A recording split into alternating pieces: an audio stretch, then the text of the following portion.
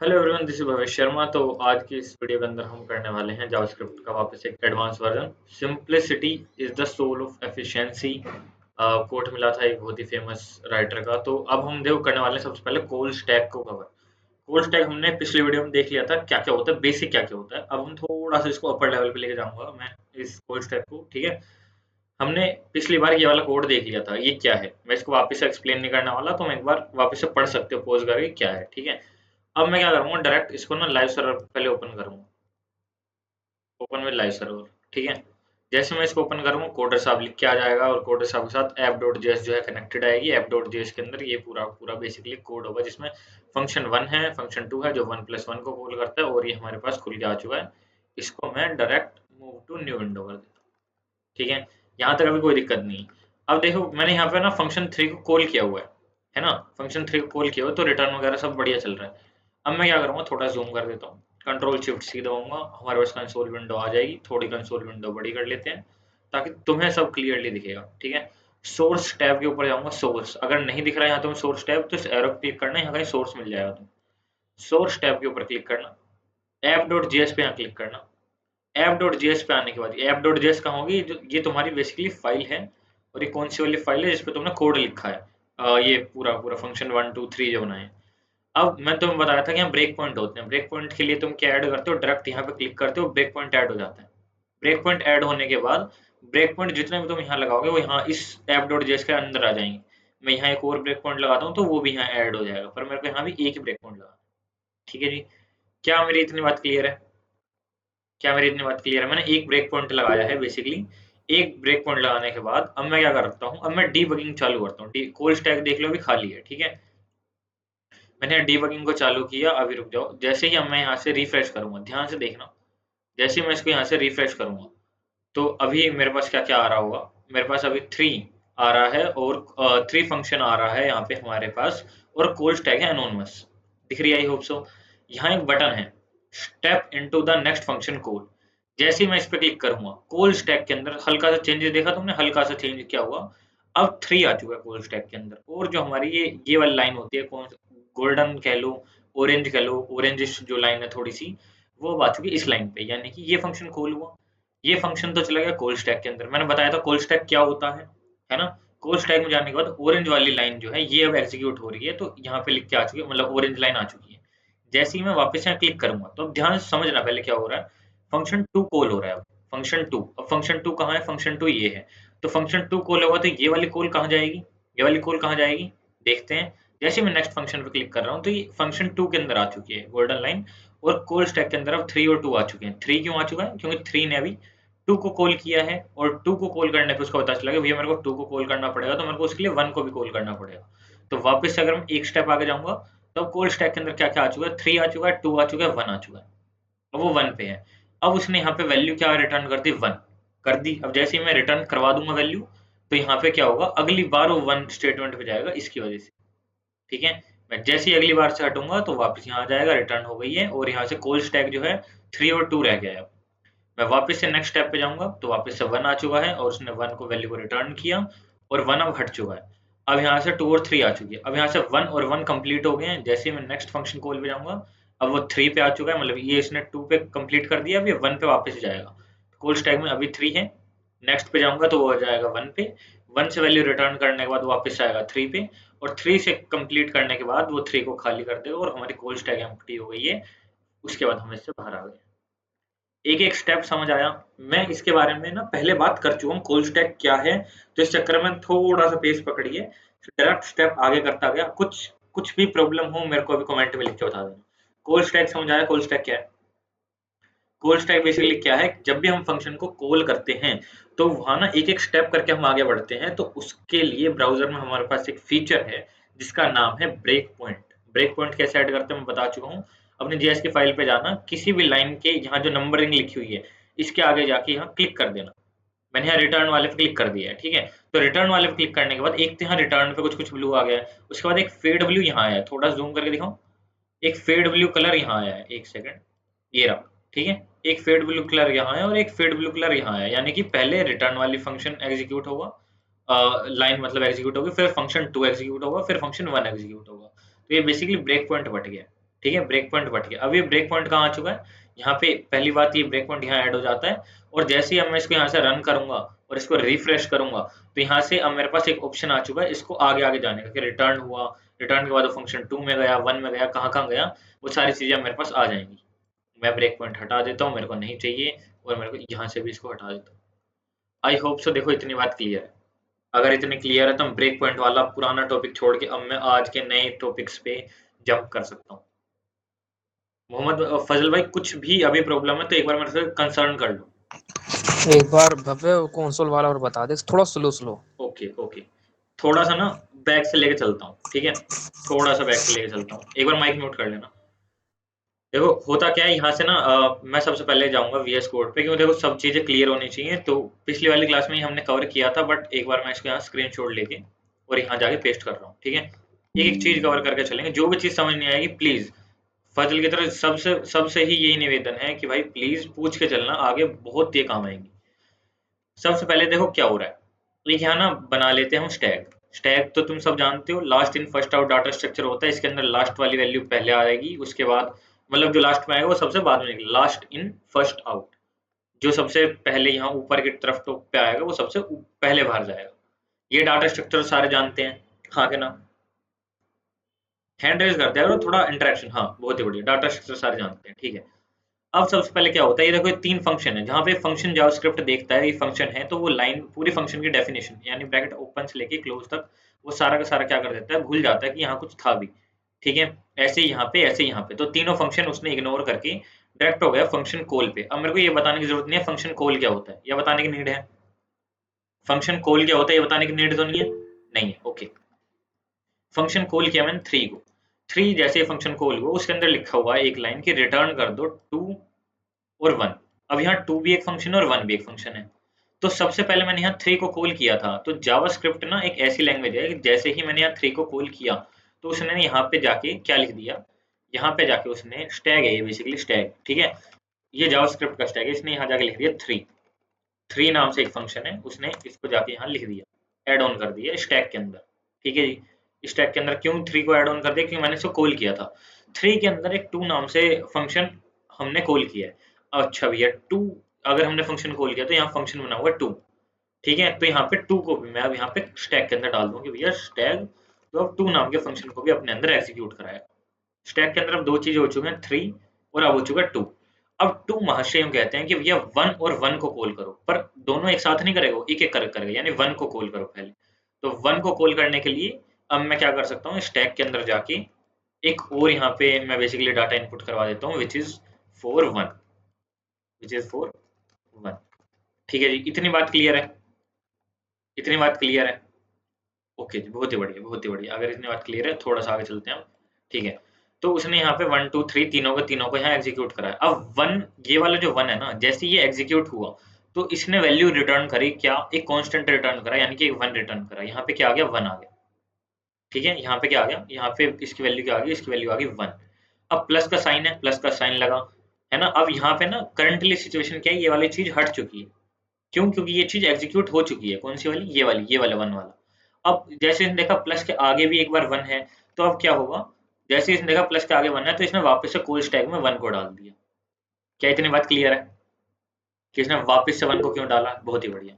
जैसे इसने 1 को वापस से डाल दिया, इसको वापस से एक वैल्यू मिली, क्या मिली, 1 से इसको वैल्यू मिली 1। क्यों मिली, क्योंकि यहाँ से रिटर्न हो रखा है 1, ठीक है जी। इतनी बात अगर क्लियर है तो 1 + 1 हो गए 2, और इस 2 फंक्शन ने रिटर्न किसको करा, 2 को। अभी करंटली सिचुएशन क्या है, ये नहीं है, और 1 + 1 ये जो 2 आया है, ये 2 जो है रिटर्न किसको मिला है, 3 को।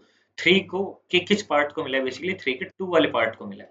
तो 3 का ये जो 2 वाला पार्ट है ये भी यहाँ से डिलीट हो जाता है, और अब कोल स्टैक में सिर्फ 3 है, और 3 के साथ साथ 3 के अंदर एक वैल्यू है जो कि उसको मिली है, वो है हमारे पास वैल्यू नंबर 2। अब उसने देखा भाई एक और यहाँ फंक्शन है विच इज 1, इसने 1 को कॉल लगाया, तो अब कॉल स्टैक के अंदर गया 1, ठीक है, 1 गया और 1 ने वैल्यू रिटर्न करी 1, और 1 यहाँ पे आ चुकी है। यहाँ तो वैल्यू क्या थी, यहाँ तो वैल्यू 2 मिल चुकी थी, प्लस लगा के अब यहाँ पे वैल्यू 1 मिल चुकी है 1, और करंटली कॉल स्टैक की जो कंडीशन है वो है ये। और यहाँ पे एक स्टेटमेंट लिखी हुई है रिटर्न, यानी कि 2 + 1 को रिटर्न कर दो, वो कितने हो गए, वो हो गए हमारे पास 3। तो 3 को इसने रिटर्न कर दिया, और रिटर्न करते ही ये जो ये 3 वाला फंक्शन है ये भी यहाँ से हट जाएगा, डिलीट हो जाएगा और हमारे कॉल स्टैक से जो वैल्यू मिलेगी वो हमें मिलेगी भैया 3। इतना जो हमने अभी तक समझा, क्या वो क्लियर है? बहुत ही बढ़िया। इसी प्रोग्राम को हमने यहाँ बनाया था। इसी प्रोग्राम को मैंने यहाँ पे रन किया था। कहाँ पे? कंसोल पे। कंसोल पे रन करने के बाद एक यहाँ पे चीज होती है सोर्सेज। अच्छा, सोर्सेज पे जाने के बाद आपको app.js पे यहाँ ढूंढना है। आपका app.js है, main.js, जो भी जेएस फाइल का नाम है वहां जाओ। वहां जाने के बाद ब्रेक पॉइंट लगाओ। और ब्रेक पॉइंट कैसे लगते हैं? जो भी फंक्शन की कॉल हो रखी है या कोई भी लाइन पे भी आप जाके लाइन नंबर के ऊपर क्लिक कर दो, ब्रेक पॉइंट ऐड हो गया। ठीक है। अब वो जो हमने यहाँ पे कोल स्टैक देखा था ना, कहाँ देखा था? हमने देखा था यहाँ पे, ये जो यहाँ वाला कोल स्टैक था, यहाँ जो 3 2 1 लिख रहे थे, ये सेम कोल स्टैक हमारे ब्राउजर में भी होता है। ये रहा, ये लिखा ना कोल स्टैक, तुम जूम करके देख सकते हो। मैं यहाँ जूम करके नहीं दिखा रहा, ठीक है, वरना वो पूरा अलाइनमेंट बिगड़ जाता है। यहाँ कोल स्टैक लिखा है और कोल स्टैक के अंदर वही सेम चीज आएंगी जो हमने इस यहाँ डाली थी। पहले 3 डाला था, फिर यहाँ 2 डाला था, फिर यहाँ 1 डाला था, मतलब पूरे पूरे इंग्लिश में लिख के जो डाला था ये वाले फंक्शन के नाम, ये सारी कॉल स्टैक में आ रही होंगी। कैसे आ रही होंगी? सिंपल चीज़ है, कैसे आ रही होंगी? हमें क्या करना है, इस चीज़ पे यहाँ क्लिक करना है, ये दिख रहा है, पोज एग्जीक्यूशन, इस पे यहाँ क्लिक करना है और देन फिर पेज को क्या करना है, रीलोड करना है। सिंपल चीज़ है, रीलोड ये करना पे पॉज एग्जीक्यूशन वाला नहीं आ रहा भव्य। तुम्हारे पास बटन नहीं आ रहा? नहीं, पॉज एग्जीक्यूशन का नहीं आ रहा। इस क्लास के बाद कंफर्म तुम्हारे को बटन दिखा दूंगा कि वो वाला बटन कहाँ आता है। प्लीज एक बार थोड़ा सा स्टिक रहना क्लास के अंदर, ठीक है? ये वाला बटन आएगा। इस वाले बटन को दिखाने के बाद आपका मैं बेसिकली बता दूंगा, जितने भी क्लास के बाद जितने भी डाउट होंगे वो सब ले लूँ। एक बार बस यहाँ समझ लो, ये ऐसा बटन आता है पोज एग्जीक्यूशन का, यहाँ क्लिक करना है, आपको रिफ्रेश करना है, वो लोड लेता रहेगा और आपको क्या करना है, ये एक एरो है, step into the next function call, यानी इस फंक्शन से कहाँ पे हमारी नेक्स्ट फंक्शन कॉल जाएगी। मैं यहाँ क्लिक करूंगा, देन हो गई रिटर्न फंक्शन 2 पे, फिर मैं वापस से क्लिक करूंगा, रिटर्न फंक्शन 2 से रिटर्न फंक्शन 2 की तरफ गई। अब हमारे स्टैक के अंदर आ चुका है 3 2, जैसे कि हमारे स्टैक में भी आया था। मैं वापस से क्लिक करूंगा तो अब 3 2 1 आ चुका है। मैं वापस से क्लिक करूंगा तो 1 हटेगा और वापस से क्लिक करूंगा तो 1 वापस से ऐड होगा, क्योंकि यहाँ पे 2 बार फंक्शन कॉल है 1 की। मैं वापस से क्लिक करूंगा तो अब वापस से 1 हट जाएगा, देन ये 2 भी हट जाएगा क्योंकि 2 ने भी रिटर्न कर दिया। 3 अब वापस से 1 को कॉल करेगा, 1 को कॉल करने के बाद 1 भी हट जाएगा और वापस से 3 भी हट जाएगा और हमारी फंक्शन कॉल खत्म हो जाएगी। अब जिसका ये नहीं आ रहा है एक्चुअली, ये पोज वाला, उसका मैं डन करवा दूंगा। बट एक बार समझना, एक बार क्लास में फोकस बना के रखना कि क्या इतना समझ आया, क्या इतना समझ आया जितना अभी तक बताया? हाँ, बहुत ही बढ़िया, हैंड रेज, ओके, बहुत ही बढ़िया, ठीक है। और ऐसे ही ना तसल्ली देते रहा करो कि समझ आ रहा है, क्योंकि ये जो अब हम बेस करने वाले हैं भाई साहब, ये बेस आगे पूरा टाइम काम आएगा, ठीक है? फंक्शन, ये जो स्टैक है, अगर ये नहीं भी चल रहा ना, ये तुम्हारे अभी करंटली कहीं काम नहीं आ रहा होगा। मेरी बात सुनना, कब करंटली ये काम आएगा? जब तुम ना डाटाबेस से कोई डाटा मंगा रहे होगे ना, तो तुम्हें एक एक ना स्टेप पे देखना पड़ता है कि मेरी चीज कहाँ जा रही है, उससे क्या हो रहा है, फिर डाटा आ रहा है नहीं आ रहा, बीच में किस जगह डाटा रुक रहा है। उसके लिए हम बेसिकली इन ब्रेक पॉइंट्स का यूज करते हैं। इसका यूज रियल लाइफ में प्रोग्रामिंग में नहीं होगा, डाटाबेस से जब हम चीजें मंगाएंगे तब यूज होगा, और इसका बहुत ही मिनिमम यूज होगा। वरना तुम हमेशा कंसोल डॉट लॉग प्रिंट करके देख रहे होगे चल रहा है नहीं चल रहा, चल रहा है नहीं चल रहा। ठीक है, अभी के लिए इतना ही समझते हैं। आगे नेक्स्ट आज हम जो बात करने वाले हैं वो है एसिंक के बारे में। एसिंक क्या होता है, पहले देखो थोड़ी सी गाथा, थ्योरी पे जाएंगे थोड़ा सा, थ्योरी भी नहीं कहूँगा, स्टोरी लाइन पे जाएंगे, देन हम कोडिंग पे चलेंगे। सिंपल चीज, मैंने तुम्हें पहले वाली क्लास में कहानी सुनाई थी कि जावास्क्रिप्ट जो है वो क्या करता है, एक के बाद एक चीज को एग्जीक्यूट करता है। वो कहीं पे भी रुकता नहीं है। रुकने का काम वो किसको दे देता है? Any gases? मैंने बताया था, रुकने का काम, डिले का काम वो किसको दे देता है? कोई भी? सर, ब्राउजर को। ब्राउज़र को। क्या बात है, ब्राउज़र को काम दे देते हैं। जो भी डिले वाला काम है वो सारा का सारा काम वो दे देता है ब्राउज़र को कि भाई ब्राउज़र तू ये डिले वाला काम कर, तू रुक, और मैं क्या करता हूँ यहाँ पे, मैं मेरी आगे की लाइन एग्जीक्यूट करता हूँ। जैसे ये डिले वाला जो काम है ये पूरा हो जाए तो मेरे को बता दियो कि डिले वाला काम पूरा हो गया, उसी टाइम में इमीडिएट आके उस डिले वाले काम को एग्जीक्यूट कर दूंगा। किसी को पता ही नहीं चलेगा कि मैंने वो काम किया है या नहीं किया है, वो काम तू करेगा डिले वाला, हो मेरे से जाएगा। अब मेरे को ये चाहिए कि जो डिले वाला काम है ना, वो जावास्क्रिप्ट करे और वहां रुके। क्या मेरी बात समझे?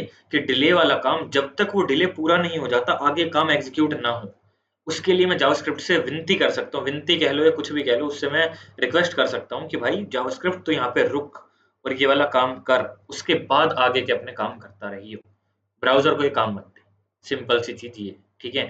उसके लिए मेरे पास चीज आती है एवेट। एवेट का मतलब है वेट, वर्ड आ रहा है ना कि वेट कर यहाँ पे, ठीक है? तो एवेट यूज हो गया उस चीज को पर्टिकुलरली को एग्जीक्यूट जब तक नहीं कराओगे तब तक हमारा जावास्क्रिप्ट वहीं होल्ड करेगा। एसिंक क्या काम करता है? एसिंक ये काम करता है कि वो देखता है कि भैया जो जावास्क्रिप्ट एक एक लाइन करके एग्जीक्यूट कर रहा था, अब वो टाइम नोट करेगा कि मान लो एक चीज है उसमें 5 सेकंड का डिले लगा हुआ है, कोई भी काम है, मान लो एक काम है 5 सेकंड बाद हेलो वर्ल्ड प्रिंट कराने का, उस पर डिले लगा हुआ है 5 सेकंड बाद हेलो वर्ल्ड प्रिंट कराना है। तो जो 5 सेकंड का टाइम नोट करेगा, ये कौन नोट करेगा? क्या सेट टाइम आउट? नहीं, वो नोट करेगा हमारा ए सिंक फंक्शन कि भैया ए सिंक फंक्शन है तो मेरे को पता चल रहा है कि ये चीज फुलफिल हुई है या नहीं हुई है। थोड़ा सा अब इसके डिटेल में जाता हूँ। ओके, यहाँ से समझते हैं। देखो ए सिंक जो फंक्शन होता है ना, ASYNC ए सिंक फंक्शन, इसके अंदर एक खास बात होती है जो कि एक प्रोमिस रिटर्न करता है। प्रोमिस रिटर्न करता है। अच्छा, अगर भैया इसके अंदर हम प्रॉमिस रिटर्न ना करें तो तब भी ये प्रॉमिस रिटर्न करेगा। लाइव एग्जांपल दिखा दो, लाइव एग्जांपल दिखा देते हैं। इस वाले को पूरा मैं कमेंट आउट कर रहा हूँ, मैं यहाँ से नीचे जाके एक नया कोड लिख रहा हूँ, ठीक है? कंफ्यूज नहीं होना कुछ भी, जो चीज समझ नहीं आती वापस से पूछ लेना, तीसरी बार पूछ लेना। मैं हवाबाजी में नहीं कह रहा हूँ, बार बार पूछ ही लेना, ठीक है? हमारे पास टाइम है 11 बजे तक का, इसलिए जल्दी क्लास लगाई है, ठीक है? अब यहाँ पे मैं लिख रहा हूँ ए सिंक। कोई भी फंक्शन बनाने से पहले ए सिंक, उसके लिए उसके आगे वर्ड लिखना पड़ता है ए सिंक। उसके आगे मैं यहाँ लिख देता हूँ फंक्शन, उसके आगे मैं फंक्शन का नाम लिख देता हूँ ग्रीट। मैंने ग्रीट नाम से फंक्शन बनाया और उसके अंदर मैं सिंपल सी चीज एक प्रिंट कर रहा हूँ, रिटर्न। और क्या प्रिंट कर रहा हूँ मैं रिटर्न के अंदर? रिटर्न के अंदर प्रिंट भी नहीं कर रहा मैं, यहाँ पे रिटर्न कर रहा हूँ हेलो वर्ल्ड। अब देखो, मैं यहाँ कंसोल डॉट लॉग नहीं करा रहा, मैं यहाँ कुछ भी नहीं करा रहा, तो ये चीज वहां पे दिखनी तो चाहिए ही नहीं। मतलब अगर मैं डायरेक्ट हमारे पेज पे जाऊँ, मैं एक बार ना इसको यहाँ से हटा देता हूँ, मेरे को स्टॉप डीबगिंग चाहिए, मेरे को यहाँ से ब्रेक पॉइंट नहीं चाहिए, हटा दो ब्रेक पॉइंट। मैं कंसोल पे आता हूँ, कंसोल पे आने के बाद अगर मैं यहाँ से रिफ्रेश करता हूँ तो यहाँ पे मेरा कोई चीज़ यहाँ प्रिंट होकर नहीं दिख रही। क्यों नहीं दिख रही है? क्योंकि मैंने यहाँ पे इस फंक्शन को कॉल नहीं किया है, सिंपल चीज़ है। बट अगर मैं यहाँ पे इस फंक्शन को कॉल करता हूँ, वो भी मेरे कंसोल से, ग्रीट, मैं ग्रीट लिखता हूँ, पैरेंथेसिस लगाता हूँ, एंटर करता हूँ, तो वो मेरे को एक प्रॉमिस दे रहा है। क्या ये तुम्हें दिख रहा है? प्रॉमिस दे रहा है। प्रॉमिस के अंदर इसने 3 चीज़ें मेरे को यहाँ दी है। प्रॉमिस पहला प्रोटोटाइप जो है प्रॉमिस, प्रॉमिस स्टेट फुलफिल्ड, और प्रॉमिस का रिजल्ट है हेलो वर्ल्ड। कुछ आई थिंक हैंड रेज हुआ है, हैंड रेज हुआ करताक्षी, ओके।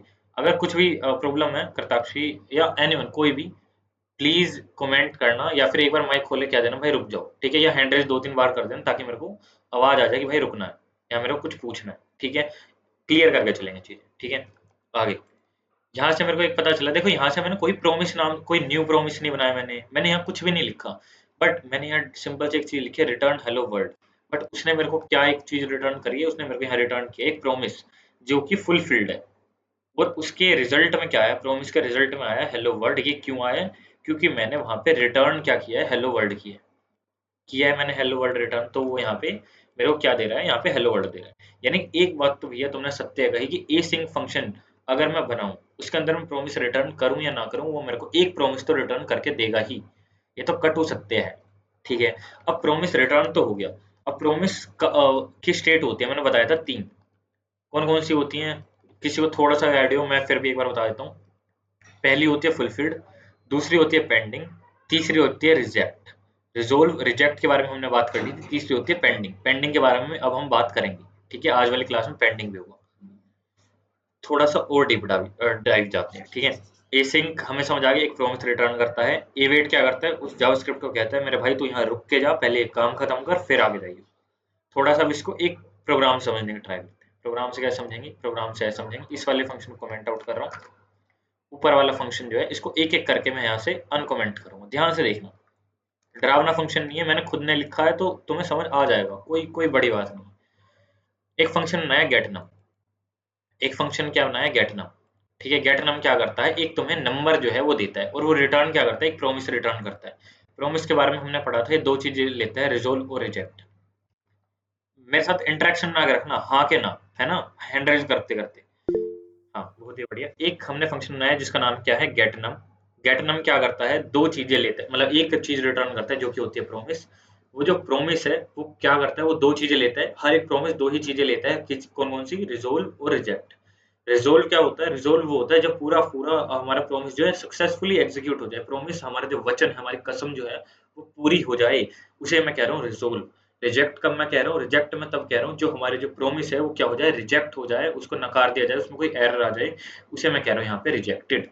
प्रॉमिस दो चीजें लेता है, मैंने दो चीजें यहाँ पे फंक्शन के अंदर प्रॉमिस को दे दी, रिजोल्व और रिजेक्ट। एरो फंक्शन बनाया, एरो फंक्शन के अंदर अब देखो क्या लिखा मैंने, set time out. Set time out function के बारे में थोड़ा सा एक बार बैक जाके एक चीज क्लियर कर रहा हूँ वापिस थोड़ा। सेट टाइम आउट क्या फंक्शन होता है, सेट टाइम आउट एक ऐसा फंक्शन होता है जो कि हमारे ब्राउजर को कहता है कि भैया तू थोड़ी देर यहाँ वेट कर, इतने जावास्क्रिप्ट आगे काम कराता है। और कितनी देर वेट करना होता है वो हम मिली सेकंड में बता रहे होते हैं, यानी कि अगर मैंने 1000 लिखा तो उसका मतलब होता है 1 सेकंड, 5000 लिखा तो उसका मतलब होता है 5 सेकंड। ठीक है, तो यहाँ पे मैंने कहा कि भैया 1 सेकंड वेट करना है और काम क्या करना है वो मैंने यहाँ प्रिंट करा। ठीक है, ये क्या है ये बताऊंगा अभी, इस वाली लाइन का मतलब ये दोनों दोनों लाइन तुम्हें समझ आ जानी चाहिए जितना अब तक तुम पढ़ चुके।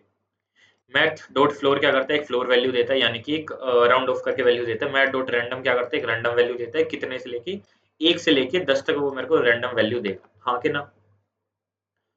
रैंडम फंक्शन मेरे को 1 से लेके 10 तक रैंडम वैल्यू देगा, उसी का कोड मैंने यहाँ लिखा है, रैंडम वैल्यू दे देगा वो, और वो वैल्यू जो मैंने स्टोर करा ली किसमें, नम करा लीजिए मैंने नम स्टोर, उसी को मैं यहाँ पे प्रिंट कर रहा हूँ, उस रैंडम वैल्यू को मैं यहाँ पे प्रिंट कर रहा हूँ। और कितने सेकंड के बाद प्रिंट कर रहा हूँ, 1 सेकंड के बाद, हाँ कि ना। 1 सेकंड के बाद मेरी रैंडम वैल्यू प्रिंट होंगी, बहुत ही बढ़िया। और ये फंक्शन क्या करता है, गेट नम क्या करता है, 1 सेकंड के बाद हमारी रैंडम वैल्यू को प्रिंट करता है। इतना ही काम है इस रैंडम फंक्शन का। अगर मैं यहाँ पे जाके अब देखना एक छोटी सी दिखाता हूँ, गेट नम लिखा है ना मैंने यहाँ पे, मैं यहाँ जाता हूँ और यहाँ जाके अगर मैं लिख देता हूँ गेट नम, इस फंक्शन को मैं यहाँ पे कॉल किया, तो यहाँ पे वो मेरे को प्रॉमिस दे रहा है पहले, और उसके बाद वो क्या रिटर्न कर रहा है, 4 रिटर्न कर रहा है। अब इस प्रॉमिस के अंदर तुम एक चीज देख रहोगे, यहाँ पेंडिंग और यहाँ देख रहोगे फुलफिल्ड। थोड़ा सा कंफ्यूजिंग है, इस चीज के बारे में यहाँ कवर करूंगा, अभी नहीं, जैसे ही मैं आगे वाले स्टेप पे जाऊंगा तब।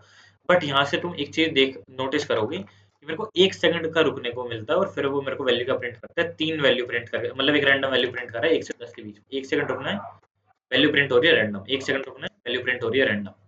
गेट नम हमारा सही काम कर रहा है। अच्छा, ये अगर ये रिजोल्व क्या है भैया, आरईएस क्या है, देखो दो चीजें होती हैं, दो चीजें होती हैं, मैं बता चुका हूँ, रिजोल्व और रिजेक्ट। फजल भाई जैसे ही ना हैंड रेज, कोई भी एक बार ओवरऑल कह रहा हूँ, कोई भी हैंड रेज कर ले एक बार में, हैंड डाउन कर ले लिया करो ताकि वापस से हैंड रेज कर पाऊँ, ठीक है। दो चीजें होती हैं, रिजोल्व और रिजेक्ट। रिजोल्व क्या होता है, रिजोल्व जब तुम्हारा पूरा हो जाता है तुम्हारा प्रोमिस, और रिजेक्ट क्या होता है जब तुम्हारा रह जाता है। मैं यहाँ पे कह रहा हूँ कि जो मेरा जो पूरा प्रोमिस है वो रिजोल्व हो चुका है, यानी कि पूरा पूरा सही एग्जीक्यूट हो चुका है, वो मैंने बता दिया। क्यों बता दिया, अवेट के लिए। अवेट क्या करता है अब उसके बारे में अब बात करें। एक बार ना इस लाइन, अगर ये समझ नहीं आई तो एक बार इस लाइन को यहाँ से छोड़ दो, अब बात करूंगा ये क्या है, क्यों है, कैसे है, थोड़ा सा सबर। अब मैंने यहाँ पे ए सिंक फंक्शन बनाया, ठीक है, ए सिंक फंक्शन बनाया। ए सिंक, अभी इस वाली लाइन को, थ्रो वाली लाइन को भूल जाना है, थ्रो क्या है इसके बारे में आऊंगा। मैंने यहाँ पे ए सिंक फंक्शन बनाया, जो कि क्या करता है, फंक्शन नाम है डेमो। ए वेट करता है गेट नम, ए वेट करता है गेट नम, इन सबको एक बार मैं कमेंट आउट कर रहा हूँ, भूल जाओ अभी ये क्या है, इसको हटा देता हूँ, इस थ्रो को भी हटा देता हूँ, सिंपल सी चीज रखते हैं, इस रिटर्न को भी हटा, सब सब चीज हटा दी, सिंपल चीज है। ए सिंक नाम से फंक्शन बनाया डेमो, यहाँ पहले ये बताओ गेट नम समझ आ गया, गेट नम समझ आ गया, तभी डेमो पे जाऊंगा, गेट नम समझ आ गया, बहुत ही बढ़िया। ठीक है, साक्षी गगन गेट नम अलग ही है, कोई बात नहीं अभी, हाँ चलो गगन ने तो कह दिया, चलो ठीक है, साक्षी कर ली, ओके। कुछ भी प्रॉब्लम हो साक्षी प्लीज कमेंट डाउन, ठीक है। आगे हम बात करते हैं हमारे मेन चीज पे। अगर हमें गेट नम समझ आ गया है, सुनो बताओ, एक बार, दोबारा, गेट नम, गेट नम, हाँ आई थिंक गेट नम, एक बार दोबारा गेट नम आई थिंक, है ना, हाँ ठीक है। पहले वर्बली फिर वहां पे गेट नम क्या करता है, गेट नम का बेसिक ये काम है, सेट टाइम आउट वो यूज करता है। सेट टाइम आउट का काम क्या है, 1 सेकंड के बाद वो कोई रैंडम नंबर जनरेट करेगा। यहाँ से कोड से दिखा देता हूँ। गेट नम एक फंक्शन है जो कि एक प्रोमिस रिटर्न करता है, प्रोमिस के अंदर दो ही चीजें आती है, रिजोल्व और रिजेक्ट। मैं क्या कह रहा हूँ, सेट टाइम आउट मैंने यहाँ यूज किया, मैं कह रहा हूँ 1 सेकंड के बाद। सेट टाइम आउट ये बता बेसिकली क्या होता है, एक टाइमर लगा देते हैं कि इतने टाइम के बाद ये काम कर दो, जो अंदर लिखा हुआ है।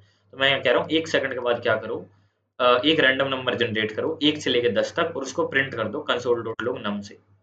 ये काम कर रहा है हमारा बेसिकली गेट नम, इतना ही फंक्शन था गेट नम।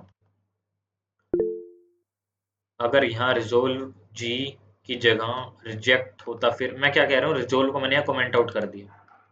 रिजोल्व अभी भूल जाओ, अभी फिलहाल हम यहाँ स्टिक रहेंगे। रिजोल्व अभी भूल जाओ, रिजोल्व को मैंने यहाँ कमेंट आउट कर दिया। रिजेक्ट के बारे में बात करेंगे अभी, रिजोल्व रिजेक्ट दोनों के बारे में बात करेंगे, ठीक है। बट अभी के लिए भूल जाओ। अभी यहाँ में क्या समझना है, ये लाइन ही हटा देता हूँ, या लाइन लो हटा दी भैया, हटा दी। मेरे को याद दिला देना रिजोल्व, ठीक है। ये अब भी रन कर लेगा सही से। हाँ, अगर मैं रिजोल्व को हटा दिया तो भी दिखा देता हूँ मैं यहाँ पे। गेट नम मैंने यहाँ क्लिक करा और यहाँ पे मेरे को 8 यहाँ प्रिंट करके दे रहा है। एक सेकंड के बाद वो रिजल्ट दे ही रहा है, और रैंडम रिजल्ट दे रहा है, क्योंकि मैंने 1 से लेकर 10 तक रैंडम नंबर को जनरेट किया था। रिजोल्व का काम क्या है, रिजोल्व का काम तो मैं आगे समझाएगा। इसका मतलब बाय डिफॉल्ट है RES, बाय डिफॉल्ट तो नहीं कहूँगा, इसके बारे में थोड़ा सा सब्र चाहिएगा प्लीज, थोड़ा सा मेरे को पेशेंस दो। मैं इसके बारे में ना पूरी चीज कवर कराऊंगा, आया इसलिए हूँ, चिंता मत करो, करा के जाऊंगा, ठीक है। मेरा वादा है पक्का।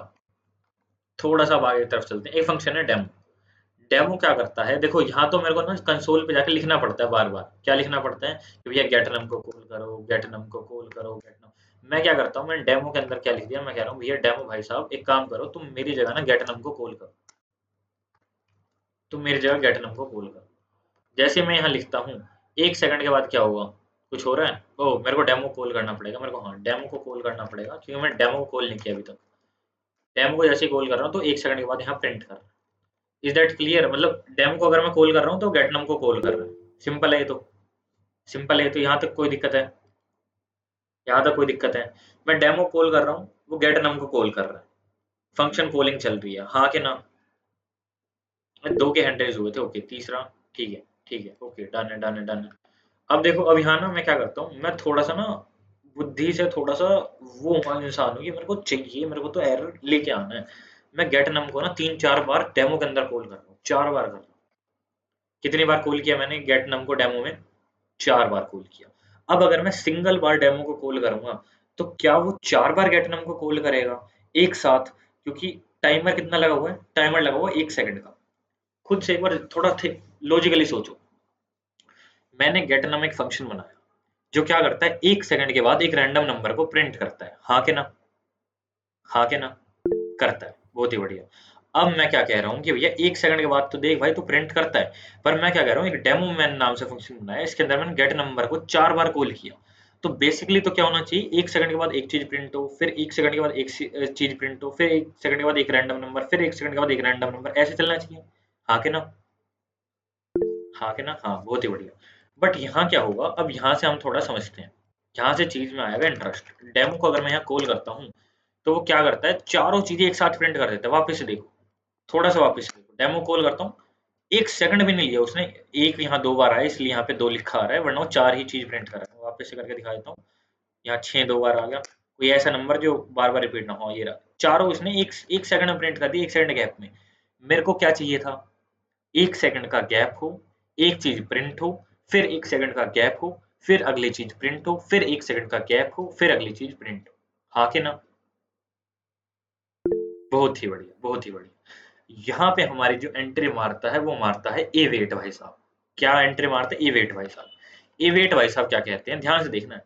मेरे को बस यहाँ पे लिखना है ए वेट। क्या लिखना है मेरे को? ए वेट। मैं इन सारी लाइनों को हटा रहा हूँ यहाँ से, गेट नम वाली को, ठीक है, और इस ए वेट वाली लाइन को यहाँ से कॉपी पेस्ट कर देता हूँ 4 बार, 4 बार। अब क्या होगा, अब देखते हैं। अब यहाँ से रिजल्ट आएगा शॉकिंग। क्या शॉकिंग रिजल्ट है? मैं डेमो को यहाँ से कॉल लगाता हूँ, पहला नंबर आया, 1 सेकंड के बाद दूसरा आया। अभी हाँ, दूसरा क्यों नहीं आया अभी बताऊं, 1 सेकंड। अब यहाँ मेन जो चीज साक्षी पूछ रही थी, रिजोल्व और रिजेक्ट की, वो चीज। अब देखो हुआ क्या, ध्यान से सुनना है मेरी बात। अब देखो, थ्योरी में मजा आएगा। थ्योरी ऐसी, मतलब थ्योरी का बादशाह होता हूँ ना, बादशाह बन के बैठा हूँ आज मैं थ्योरी का। ध्यान सुनना, मैंने तुमसे कहा कि भैया मेरे को एक प्रॉमिस दो कि ये जो नंबर है, रैंडम नंबर, ये प्रिंट होगा। तुमने कहा हाँ भाई हो जाएगा, कोड दिखा दो। ओके, कोड दिखा देता हूँ, 1 सेकंड रुक जाओ, पहले थोड़ा सा स्टोरी लाइन पे, फिर कोड पे, पक्का, ठीक है। थोड़ा सा फोकस, उसे ये स्क्रीनशॉट भी दे दूंगा तुम्हें, थोड़ा सा। मैं यहाँ क्या कह रहा हूँ, मैंने कहा कि भैया एक प्रॉमिस मैंने तुम्हें दिया कि भाई एक रैंडम नंबर प्रिंट करूंगा, मैं पक्का करूंगा। जैसे ही तुम मेरे को कॉल करोगे, तुम कहोगे भव्य शर्मा, मैं कहूंगा ये रजी रैंडम नंबर एक, तुम कहोगे वापस से भव्य शर्मा, 1 से 10 के बीच में वापस से मैं रैंडम नंबर दूं। तुम मेरे को कॉल लगा रहे हो, मैं हूँ गेटनम, और मैं गेट नम क्या कर रहा हूँ, एक प्रॉमिस रिटर्न कर रहा हूँ जो कि होगा या तो रिजोल्व या होगा रिजेक्ट, हाँ कि ना। अब मेरे को अगर वो पता ही नहीं है कि वो रिजोल्व हुआ या रिजेक्ट हुआ, तो मैं अगले पे कैसे जाऊंगा। तुमने मेरे को कहा चार क्या चाहिए, 4 नंबर चाहिए जो कि हो रैंडम। चार तुमने मेरे को 4 बार बुलाया, भव्य शर्मा, भव्य शर्मा, भव्य शर्मा, भव्य शर्मा। मैंने यहाँ पे क्या करा था, गेट नम को 4 बार यहाँ कॉल किया था, 4 बार गेट नम, गेट नम, गेट नम, गेट नम 4 बार किया था। वो बंदा मेरे को 4 रैंडम नंबर देगा लाके। बट अगर मैंने उसको बताया ही नहीं कि भैया पहला नंबर मिल गया है या नहीं मिला है, तो वो मेरे को अगला नंबर क्यों देगा। मेरा पहला ही प्रॉमिस पूरा नहीं हुआ। और मेरा ए वेट भाई साहब क्या करता है, ए वेट भाई साहब जो है यहाँ पे, वो तब तक वेट करता है या तो वो प्रॉमिस रिजेक्ट हो जाए या प्रॉमिस वो रिजोल्व हो जाए, हाँ या ना। ए वेट क्या करता है, या तो प्रॉमिस रिजोल्व हो जाए या प्रॉमिस रिजेक्ट हो जाए। इसलिए मैंने यहाँ पे क्या लिखा था, ऊपर जाके यहाँ यहाँ लिखा था मैंने RES, रिजोल्व को मैंने यहाँ कॉल किया था कि भाई ये जो फंक्शन है प्रिंट करने के बाद क्या हो जाता है, ये जो प्रॉमिस है तुम्हारा रिजोल्व हो जाता है। रिजोल्व का मतलब समझ गया। मैंने यहाँ रिजोल्व क्यों लिखा था, रिजोल्व क्लियर हुआ। रिजोल्व का मतलब क्या, अब मैं आऊंगा उस पे भी आऊंगा, सेकंड वाली चीज पे जो है रिजेक्ट। तुमने कहा था ना रिजोल्व भी लिख सकते हैं, एक बार अब मैं यहाँ से एक बार रन करके दिखाता हूँ, डेमो को जैसे ही रन करूंगा। 1 सेकंड के बाद एक नंबर, 1 सेकंड के बाद एक नंबर, 1 सेकंड के बाद एक नंबर, 1 सेकंड के बाद एक नंबर। यानी कि अब मेरे को पता चल रहा है कि अगर प्रॉमिस पूरे हो रहे हैं, फजल भाई माइक ओपन करके जो पूछना प्लीज, ऐसे इमोजी नहीं प्लीज। एसिंक वाला फंक्शन एक बार थोड़ा सा, एसिंक वाला जो फंक्शन लिखा था ना वो एक बार थोड़ा सा बस। ठीक है, ओके ओके। एसिंक वाले फंक्शन में चलते हैं, बिल्कुल जी बिल्कुल, आराम से करेंगे। एसिंक क्या करता है, एसिंक और ए वेट ना यूं समझ लो जुड़वा भाई है, सिंपल। तो देखो थोड़ा सा ना थ्योरी पे वापस प्लीज, थोड़ा स्टोरी लाइन से कनेक्ट करो, थ्योरी जैसे स्टोरी लाइन से कनेक्ट करोगे क्लियर हो जाएंगे। एसिंक ए वेट भाई है। एसिंक क्या कहता है कि भैया अब ना ब्राउजर जो है, ब्राउजर डिले नहीं करेगा, ब्राउजर नहीं रुकेगा। ब्राउजर को काम दिया था हमने कि भाई वेटिंग का सारा काम तू कर ले। पिछली क्लास में हमने बात की थी कि सारा वेटिंग काम ब्राउजर करेगा। एसिंक ना लगाएं तो फिर सीधा फंक्शन डेमो। अगर हम एसिंक नहीं लगाएंगे तो एवेट नहीं चलेगा, जहां पे एसिंक लगाएंगे वहीं एवेट लगेगा। एवेट अगर लगा है किसी भी फंक्शन के आगे या किसी वेरिएबल के किसी प्रोमिस के आगे, अगर एवेट लगा है वो फंक्शन हमेशा एसिंक होगा। ये दोनों जुड़वा भाई हैं, इन दोनों को तुम अलग नहीं कर सकते। अगर एसिंक नहीं लगा हुआ तो एवेट काम नहीं करेगा। काम क्या नहीं करेगा, वो लगेगा ही नहीं। वो 1 बाय 1 प्रिंट करने के लिए लगाया था एवेट। एवेट इसलिए लगाया था, सुनो एवेट क्यों लगाया था। एवेट क्यों कह रहा है कि गेट नंबर जो है, देखो अगर मैं एवेट नहीं लगाता, अगर मैं एवेट नहीं लगाता तो जो गेट नम है ना, गेट नम क्या करता है, गेट नम बेसिकली एक हमें रैंडम नंबर देता है। और वो कितने सेकंड के वेट के बाद देता है, वो देता है 1 सेकंड के वेट के बाद। बट अगर मैंने यहाँ पे ये नहीं लगाया होता, तो वो जैसे मैं डेमो कॉल करता हूँ 1 सेकंड के बाद चारों ही प्रिंट कर देता है। मेरे को क्या चाहिए, 1 सेकंड के बाद एक चाहिएगा। तो मैं क्या क्या कह रहा हूँ कि भैया 1 सेकंड वेट कर, पहले तू अपना पूरा वेटिंग टाइम ले ले। ये वेट क्या कह रहा है, अपना पूरा वेटिंग टाइम ले ले, गेट नम से कह रहा है। और फिर तू अगले वाले पे जाइयो, अगला काम करियो। ऐसे ही सेम आगे वो जितना भी कह रहा है कि भैया ए वेट क्या कह रहा है, अपना पूरा पूरा काम कर लो फिर तुम अगले पे जाना। ए वेट लगाया, अपना पूरा काम कर लो पहले, यहीं आगे की लाइन एग्जीक्यूट मत करो। जावास्क्रिप्ट का ये नेचर होता है, जो भी उसको चीज टाइम ले रही है ना, कोई भी ऐसा वेरिएबल वैल्यू, कोई भी ऐसी चीज है जो टाइम ले रही है, वो क्या करता है, वो उस चीज को ब्राउजर को पकड़ा देता है। और वो क्या करता है कि भाई ब्राउजर तू ये एग्जीक्यूट कर और मैं आगे वाली लाइन एग्जीक्यूट करके आता हूँ। अब हमारे जो जावास्क्रिप्ट है उसको हम रोक सकते हैं कि भैया पहले तू ये वाले पूरा एग्जीक्यूट कर, 1 सेकंड यहीं रुक, उसके बाद तू अगली वाली लाइन पे जाइए। इसलिए हमारे पास यहाँ एक फंक्शन आया या एक कीवर्ड आया जिसका नाम है एवेट। एवेट क्लियर हुआ, एसिंक क्लियर हुआ, क्या बात है, बहुत ही बढ़िया। 1 1 2 3 4 साक्षी 5, बहुत ही बढ़िया। भगवान भगवान, ठीक है। अच्छा अब यूँ कहोगे, एक चीज ध्यान से अभी नोटिस करने की है, अभी रिजोल्व हुआ है, रिजेक्ट नहीं हुआ है। रिजेक्ट का भी हमें समझना है, रिजेक्ट क्या है। अच्छा, अब ना यहाँ क्या करते हैं, एक ना एरर थ्रो कर देते हैं। एरर थ्रो करने के लिए हम डायरेक्ट लिख सकते हैं थ्रो, और यहाँ लिख सकते हैं नहीं चल रहा बे, नहीं चल रहा बे। कुछ भी मैंने एक रैंडम चीज लिख दी है, ठीक है। मैं यहाँ जाके अब अगर डेमो कॉल करता हूँ, तो क्या करता है, 6 प्रिंट करता है, 10 प्रिंट करता है, 1 प्रिंट करता है, और यहाँ 10 प्रिंट करने के बाद एक एरर देता है, नहीं चल रहा बे, जो कि मैंने खुद ने ही एरर ये बनवाया है, ठीक है। थ्रो का बेसिकली काम क्या होता है, एरर को थ्रो करना। ये कीवर्ड होता है जो कि एरर को थ्रो करता है। खुद के जनरेटेड एरर को थ्रो करने का काम जो आता है वो आता है थ्रो कीवर्ड। इतना क्लियर है। प्रिंट एफ यूज करा है तुमने स्कैन एफ यूज किया है, तुमने कंसोल डॉट लॉग यूज किया है, अभी किया है ना कंसोल डॉट लॉग। ये क्या करते हैं, ये कंसोल पे प्रिंट करते हैं। ऐसे अगर मेरे कंसोल पे एरर भिजवाना हो उसके लिए मैं यूज करता हूँ थ्रो कीवर्ड का। सिंपल है, हाँ के ना, हाँ के ना, हाँ बहुत ही बढ़िया। अब अगर मैं यहाँ रिजोल्व की जगह अगर रिजेक्ट लिख दूं तो अब मैंने यहाँ रिजोल्व की जगह रिजेक्ट लिख दिया। मैंने डेमो को यहाँ कोड लगाया, प्रोमिस पेंडिंग आ रहा है, पहला उसने नंबर दिया, उसके बाद वो कह रहा है कि भैया कुछ तो यहाँ पे रिजेक्ट हो गया है, और उसके बाद आगे की वो प्रोमिस करेगा ही नहीं। क्या मेरी बात समझे? यहाँ पे जैसे ही देखो कंसोल डॉट लॉग हमने करा लिया, तो उसके बाद हमने क्या कहा, रिजेक्ट कर दो। प्रोमिस रिजोल्व नहीं हुआ, रिजेक्ट हुआ। तो यानी जावास्क्रिप्ट ने सबसे पहले क्या काम करा, सबसे पहले उस चीज को प्रिंट करवाया जो कि था नंबर 10। कोई भी एक रैंडम नंबर हो सकता है 1 से 10 के बीच में, प्रिंट होगा वो। उसके बाद जितने भी आगे काम है, जितने भी काम है सारे के सारे काम छोड़ के वो क्या करेगा, प्रोमिस जो है सारे आगे काम छोड़ के वहीं रुक जाएगा, ये एरर आ गया, अब आगे काम मैं नहीं कर रहा। जावास्क्रिप्ट का नेचर है, जावास्क्रिप्ट का नेचर है। इतनी बात समझ आई?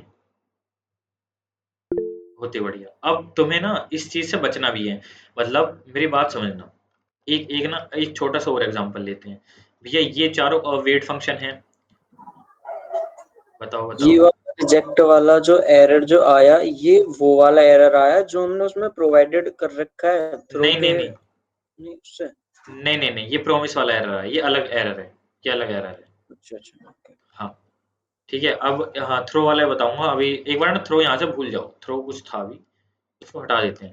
डायरेक्ट अगर मैं अभी भी रन करूंगा तो वो एरर देगा। ठीक है, मैं एक बार यहाँ से रन करके दिखाता हूँ डेमो को, और एक बार प्रिंट हो उसने एरर दे दिया। अब देखो क्या होता है, अब तुम्हें एरर हैंडल करने भी आने चाहिए। तुम एक प्रोग्रामर हो, तुम एक कोडर हो, तो इतना तो हो कि भाई मेरा आगे काम ना रुके। जावास्क्रिप्ट ने अगर कुछ गलती कर दी है या तुमने कोई गलती कर दी है, प्रोमिस रिजेक्ट हो गया, कुछ भी नेटवर्क वीक आ रहे हैं, कुछ भी हो रहा है रैंडम, बट हमारा जो प्रोग्राम है वो आगे तो चलता रहे।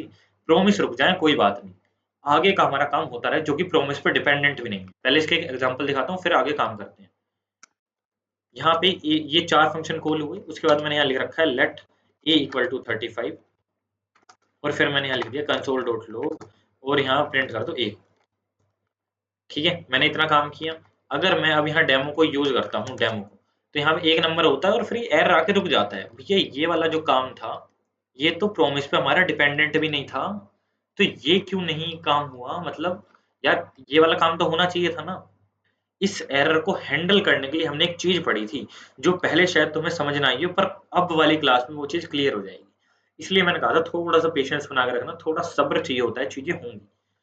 अगर किसी को भी ध्यान हो तो एरर हैंडलिंग के लिए हमने 2 चीजें पढ़ी थी, ट्राई और कैच ब्लॉक। हाँ के ना?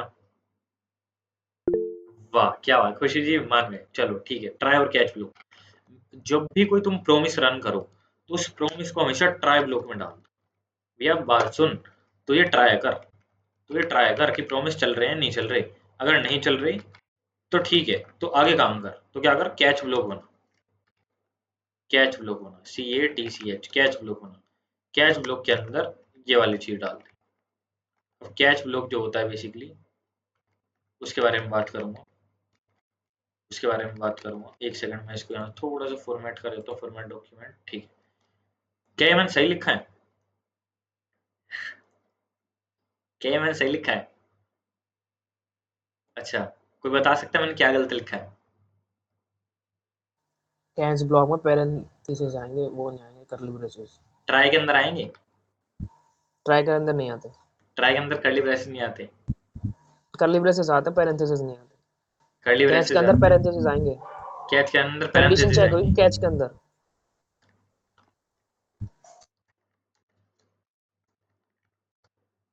लेट्स सी, अब तुम्हें यहाँ से दिखाता हूँ कि हमने कितने ढंग से पढ़ा है ये चीज। ट्राई के अंदर पैरेंथेसिस आते हैं, कैच के अंदर वो आता है पैरेंथेसिस, और उसके बाद या एरर आते हैं, पैरेंथे वो आता है। अगर कैच भाई के अंदर कुछ, कंडीशन चेक होती है, ट्राई हाँ वाली।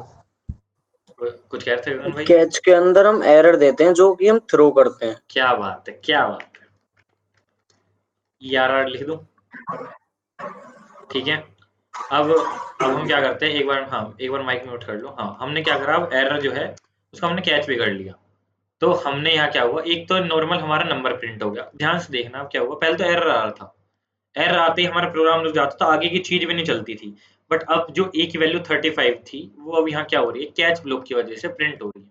दिख रही है यहाँ पे, एक तो रैंडम नंबर जनरेट हो रहा है, वो तो हो ही रहा है, और तुम्हें पता है। उसके बाद यहाँ पे वो एरर आता है, एरर को हमने कैच ब्लॉक में पकड़ा और फिर हमने आगे काम करा लिया। तो इससे हमें एक चीज की तो सीख मिल गई, जितने भी प्रॉमिस होंगे वो सारे ट्राई ब्लॉक के अंदर जाएंगे। साक्षी कैमरा बंद, कैमरा ओपन हो गया, कोई बात नहीं, कैमरा बंद कर लो साक्षी जी प्लीज। हाँ ठीक है, अभी हमने क्या देखा, ट्राई ब्लॉक के अंदर सारे के सारे हम प्रोमिसेस को डालेंगे और कैच ब्लॉक के अंदर हम क्या डालेंगे, बाकी बचा हुआ कोड कि अगर एरर आ जाए किसी प्रोमिस में तो हम कैच के थ्रू हमारा प्रोग्राम रुके नहीं, चलता रहे। अगर इतनी चीज क्लियर है तो हम आगे चलते हैं।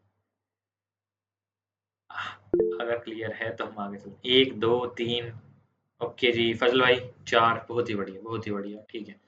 अब हमने क्या क्या पढ़ लिया, हमने पढ़ लिया एसिंक फंक्शन, एवेट फंक्शन, मतलब दोनों कीवर्ड हमने पढ़ ली, एरर हैंडलिंग पढ़ ली, ट्राई और कैच ब्लॉक।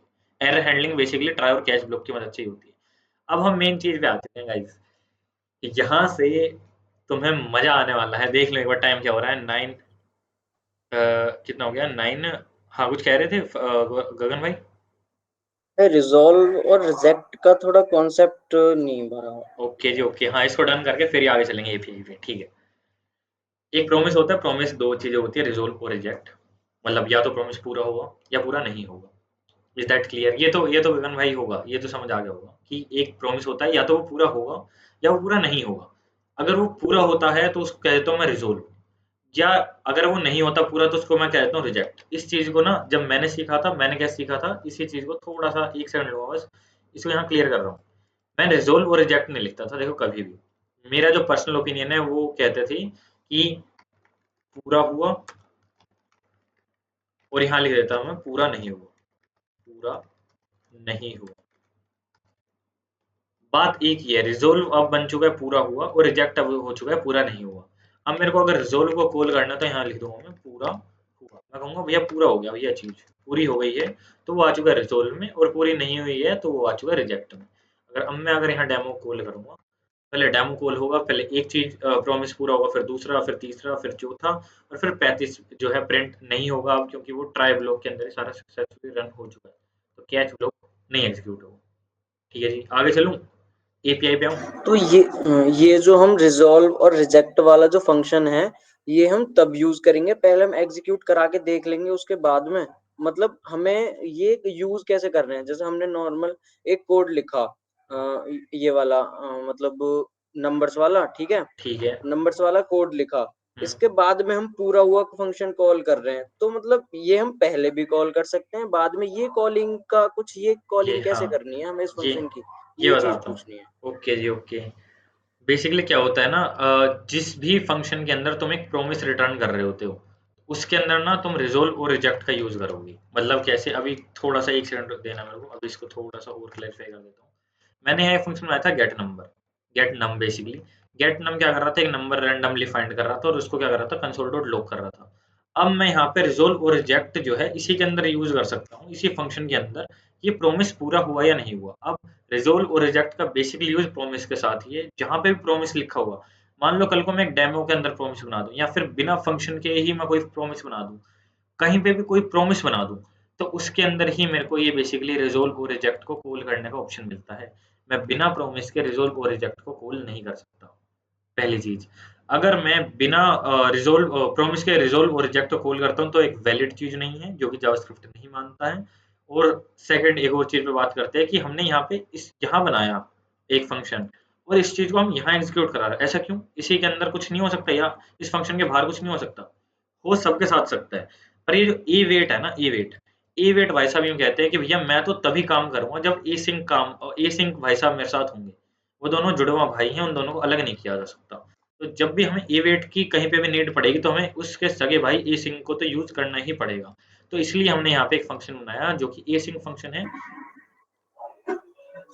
हाँ हाँ भाई एक चीज और, हाँ मतलब ये जो है हमें रिजॉल्व और रिजेक्ट दो चीज हो गई, ठीक है, तो मतलब ये चीज हमें प्रोवाइड करनी पड़ेगी कि ये चीज रिजॉल्व हुई है या रिजेक्ट हाँ हुई है, हाँ या हाँ, ऑटोमेटिकली वो नहीं कल नहीं नहीं, करेगा। कंडीशन के हिसाब से। मान लो कि वीक कनेक्शन आ रहे हैं तो मैं इसको रिजेक्ट भी कर सकता हूँ। इसका एक बेसिक एग्जांपल है, रुक जाओ। मैं कह देता हूँ, मान लो इफ, ठीक है, नम की वैल्यू लेस देन हो जाती है 4 से, तो मेरा जो है ना डाटाबेस के अंदर डाटा जो है वो स्टोर नहीं होगा। मान लो मैं एक डाटा स्टोर करा रहा हूँ और ये जो नम है ना, ये इंटरनेट स्पीड है। एग्जाम्पल के तौर पे ले लो कि एक इंटरनेट स्पीड है, ठीक है, तो इंटरनेट स्पीड है 1 से लेकर 10 तक। अगर जो हमारा नम जो है वो अगर लेस देन 4 है, यानी कि इंटरनेट स्पीड कम आ रही है और मेरे डाटाबेस को कम से कम 5 की तो स्पीड चाहिए ही चाहिए, तो मैं यहाँ लिख सकता हूँ कि भैया रिजेक्ट कर दो जो भी फंक्शन कॉल है, ठीक है। एल्स के अंदर क्या करो, एल्स के अंदर हम बेसिकली लिख सकते हैं कि भैया इसको क्या करो, रिस्पॉन्स के अंदर डाल दो कि भैया तुम्हारी जो चीज है वो सही होगी। तो कंडीशन के हिसाब से हम डालेंगे, हम मैनुअली एक एक चीज को रिजोल्व या रिजेक्ट नहीं कर रहे, कंडीशन के हिसाब से। डन है जी, ओके डन। चलो जी आगे चलते हैं हम एपीआई पे। एपीआई में भाई एक बारी कोड दिखा देना वो पुराना वाला, ये वाला, एक काम करता हूँ ना, रुको एक काम करता हूँ मैं ना, एक बार इसका स्क्रीनशॉट ले लेता हूँ और बस एक बार ना मेरे को व्हाट्सएप पे मैसेज कर देना, ताकि कोड मैं ना ग्रुप में भी सेंड कर दूँ, ठीक है। साथ के साथ ना हम आगे भी बढ़ते रहेंगे थोड़ा सा हम ना एपीआई, मैं सोच रहा हूँ आज आज के अंदर ना थोड़ा सा एपीआई हम थोड़ा समझ लें। एपीआई बहुत एक जरूरी कॉन्सेप्ट है, उस वजह से थोड़ा सा बस, है ना। ओके, पहली वाली लाइन में यहाँ से कॉपी कर रहा हूँ और हमारी tldraw, sorry my bad, tldraw Excalidraw पे जाके थोड़ा साइज छोटा करते हैं, पेस्ट कर देते हैं। एक एक चीज समझेंगे क्या क्या होता है क्या क्या नहीं होता, थोड़ा सा पेशेंस बना के रखना है। और इसके लिए थोड़ा सा मेरे को बैकवर्ड भी जाना पड़ेगा, हम जाने के लिए बिल्कुल रेडी बैठे हैं, तत्पर हैं। और चलो वो देखो, इसको मैंने बनाया ऐसे था कि मैं इसको ऐसे लिख सकता हूँ। एपीआई क्या होता है, एप्लीकेशन प्रोग्राम इंटरफेस, थोड़ा सा इसके बारे में हम बात करेंगे, उसके बाद चीजें हम समझ आने लगेंगी। दो चार चीजें मैं बनाने वाला हूँ, ड्रॉ करने वाला हूँ, थोड़ा सा पेशेंस। ये नहीं आएगा, ये हो गया। और उसके बाद एक एरो, उसके बाद यहाँ पे ये बेसिक एक डायग्राम होता है, याद करने की ज़रूरत नहीं है ठीक है, पेपर नहीं है ये हमारे। और उसके बाद यहाँ से एक और एरो जाता है और फिर यहाँ एक रेक्टेंगल सा चीज़ आती है, कोई तो आती है। और उसके बाद जो होता है ये हमारा होता है, पहले एक मुंह बनेगा और फिर क्या होगा, फिर एक रेक्टेंगल, ठीक है। इस चीज़ को समझते हैं। ये है भैया तुम्हारे गूगल भाई साहब। देखो ये पहले ये मैं साइकिल एक्चुअली करा चुका हूँ, तो मेरे को ज़्यादा टाइम नहीं लगेगा कराने में। यहाँ से अगर मैं लिखता हूँ www.amazon.in, अगर मैं ये लिख के एंटर प्रेस करता हूँ गूगल पे, तो क्या होता है, सर्वर पे एक रिक्वेस्ट जाती है। इसको मैं क्या बोलता हूँ, रिक्वेस्ट, REQ, रिक्वेस्ट, सिंपल चीज़ है। रिक्वेस्ट जाती है, सर्वर क्या करता है, सर्वर, ये है सर्वर भाई साहब। सर्वर भाई साहब ना रिटर्न में दो चार चीज़ें देते हैं, और वो क्या क्या चीज़ें होती हैं, वो होती हैं हमारी HTML की फाइल्स, CSS की फाइल्स और हमारी JS की फाइल्स। ये हमने पहले जब स्टार्टिंग में हमने बिल्कुल 26 जनवरी को 26 और 28 जनवरी को जब हम पढ़ रहे थे, जब पूरा सेशन चालू हुआ था, तब की बात है। और ये जो होती है ये तुम्हारे ब्राउजर को मिलती है, ये फाइल्स जो है ये तुम्हारा ब्राउजर इसको मिलती हैं। ये ब्राउजर जो है तुम्हारे पेज पे दिखाता है, मतलब ये जो है रीडायरेक्ट करता है तुम्हारे पेज, मान लो ये ब्राउजर है, बस ये वाला ब्राउजर है, ठीक है, ब्राउजर। ये तो होती है रिस्पॉन्स, रिस्पॉन्स साइकिल बेस, क्या होती है, request cycle base, request cycle, ठीक है। इसके अंदर देखो थोड़ा सा चेंज कर देते हैं। तुमने अब क्या करा, google.com लिखा है www.amazon, ZON आएगा एक्चुअली, amazon.in। जैसे ही तुमने इसके ऊपर रिक्वेस्ट करी, सर्वर के पास ये गई, बिल्कुल सेम प्रोसेस है। सर्वर भाई साहब के पास गई, सर्वर बदले में कुछ फाइल देगा। अब ये फाइल क्या होंगी, ये फाइल होंगी अब जेसन फाइल, जेसन फाइल, या फिर इसको मैं कह सकता हूँ ये बदले में देगा एपीआई। एपीआई ही बेसिकली जेसन फाइल होती हैं, और इसके बारे में बात करेंगे अभी क्या होती है क्या नहीं होती। और ये एपीआई हमारे ब्राउजर को मिलेंगी। ये जो क्या होती है, रिक्वेस्ट साइकिल होती है, मैंने थोड़ा इसको चेंज कर दिया, फाइलें बदल दी बस इसकी। अच्छा, अब ये जो फाइलें होती हैं वो बहुत अलग अलग टाइप की होती हैं, वेब एपीआई, नॉर्मल एपीआई और फॉर्मेट इनका जेसन। इसके बारे में थोड़ा थोड़ा बात करते हैं। मान लो ये तुम्हारा है फोन, ठीक है, ये तुम्हारा है फोन, और ये है तुम्हारा जियो का सर्वर, जियो का, एयरटेल का, जिसका भी तुम्हारे पास वाईफाई लग रहा है या फिर कुछ भी लग रहा है, तो ये बेसिकली उसका सर्वर है। मैं यहाँ जियो मान लेता हूँ, जियो का सर्वर है। जियो का सर्वर और तुम्हारा फोन आपस में जब बात करते हैं, बात इन द सेंस ऐसे नहीं कि हाँ भाई क्या हाल है कैसा है, नहीं। जब वो बात करते हैं कि भाई देखो कनेक्शन सही आ रहा है, सिक्योर आ रहा है, हाँ आ रहा है, ये तुम्हारा लोकेशन क्या है, ये है, तुम्हारा आईपी क्या है, ये है। जब बेसिकली ऐसी जो वर्बल कम्युनिकेशन होती हैं, उसके लिए हम बेसिकली यहाँ पे यूज करते हैं एपीआईज का। अब ये इंग्लिश हिंदी नहीं जानते, ये जानते हैं एपीआई। ठीक है, ये होती है बेसिकली एपीआई कि तुम्हारा फोन हो गया या तुम्हारी कोई एक प्रोग्रामिंग लैंग्वेज है, मान लो ये है पाइथन।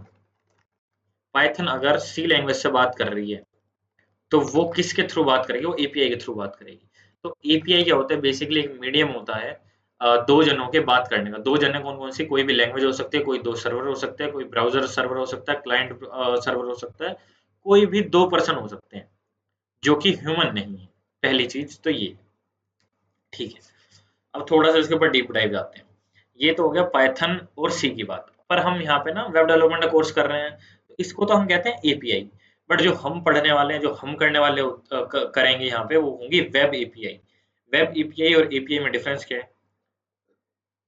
एपीआई होती हैं दो लैंग्वेज, दो मॉडल, दो सर्वर के बीच में बात करने का तरीका, जबकि हमारी वेब एपीआई होती हैं क्लाइंट और सर्वर के बीच में बात करने का तरीका।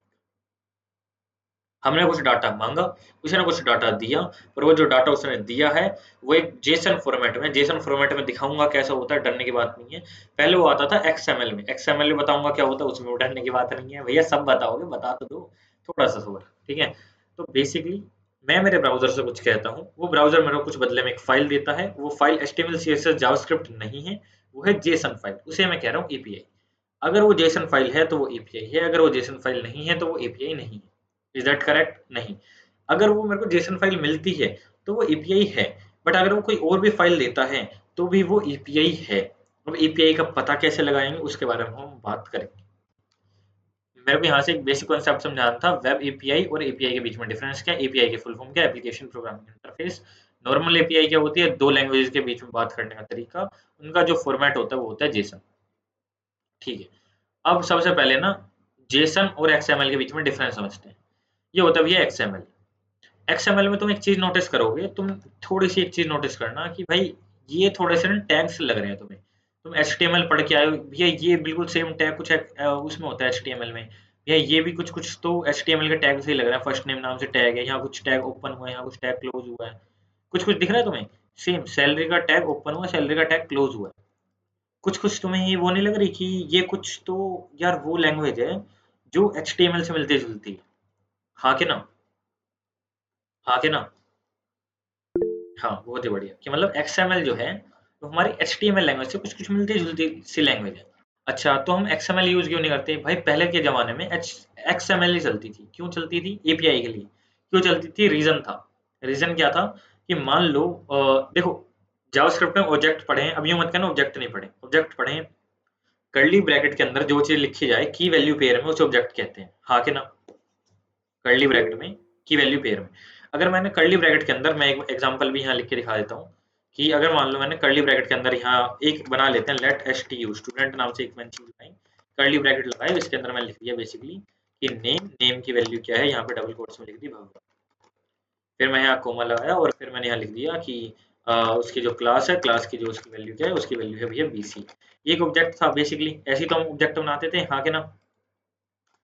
हाँ, बहुत ही बढ़िया। अब मान लो मेरे को इस ऑब्जेक्ट को एक्सेस करना है, मेरे को मान लो नेम एक्सेस करना है, तो उसके लिए मैं क्या लिखता था? एस टी यू डॉट लिख देता तो नेम लिखता था, तो वो एक्सेस हो जाता था। अब यूं मत कहना एक्सेस नहीं होता था। हाँ के ना? हो जाता था। इतना देखो तुम बेसिक पता है। क्लास एक्सेस करनी हो तो कैसे करूंगा? S T U dot class लिख देता था। सिंपल चीज, यही तो लिखता था, यही तो लिखता था ना? हाँ, यही लिखते थे भैया। ओके। अब थोड़ा सा इस चीज को और आगे लेके चलते हैं। और आगे क्या लेके चलते हैं कि भैया अगर मेरे को यहाँ से कोई डाटा निकालना है इस जगह से, तो मैं कैसे निकालूंगा? किसी टैग को बेसिकली अगर मेरे को काउंटर करना है, तो जावास्क्रिप्ट में हमने एक चीज पढ़ी थी जिसका एक बेसिक सा नाम था, और वो बेसिक नाम मैं तुम्हें बताता हूँ। वो था गेट एलिमेंट बाय आईडी या gate element by tag name, class name. ये चीज हम पढ़ के आ चुके हैं, याद है? Gate element by ID, gate element by class name, gate element by tag name. हम बेसिकली एक्सएमएल के अंदर टैग नेम को यूज करते थे कि भैया ये है टैग और इसका नाम है एम्प्लॉई डाटा। इसको क्या करो, इसको हम टारगेट बना के इसको हम यूज करते थे कि gate element by tag name employee ID, उसके अंदर फिर ये सारा डाटा होता था, उसको फिर हम एक्सेस करते थे।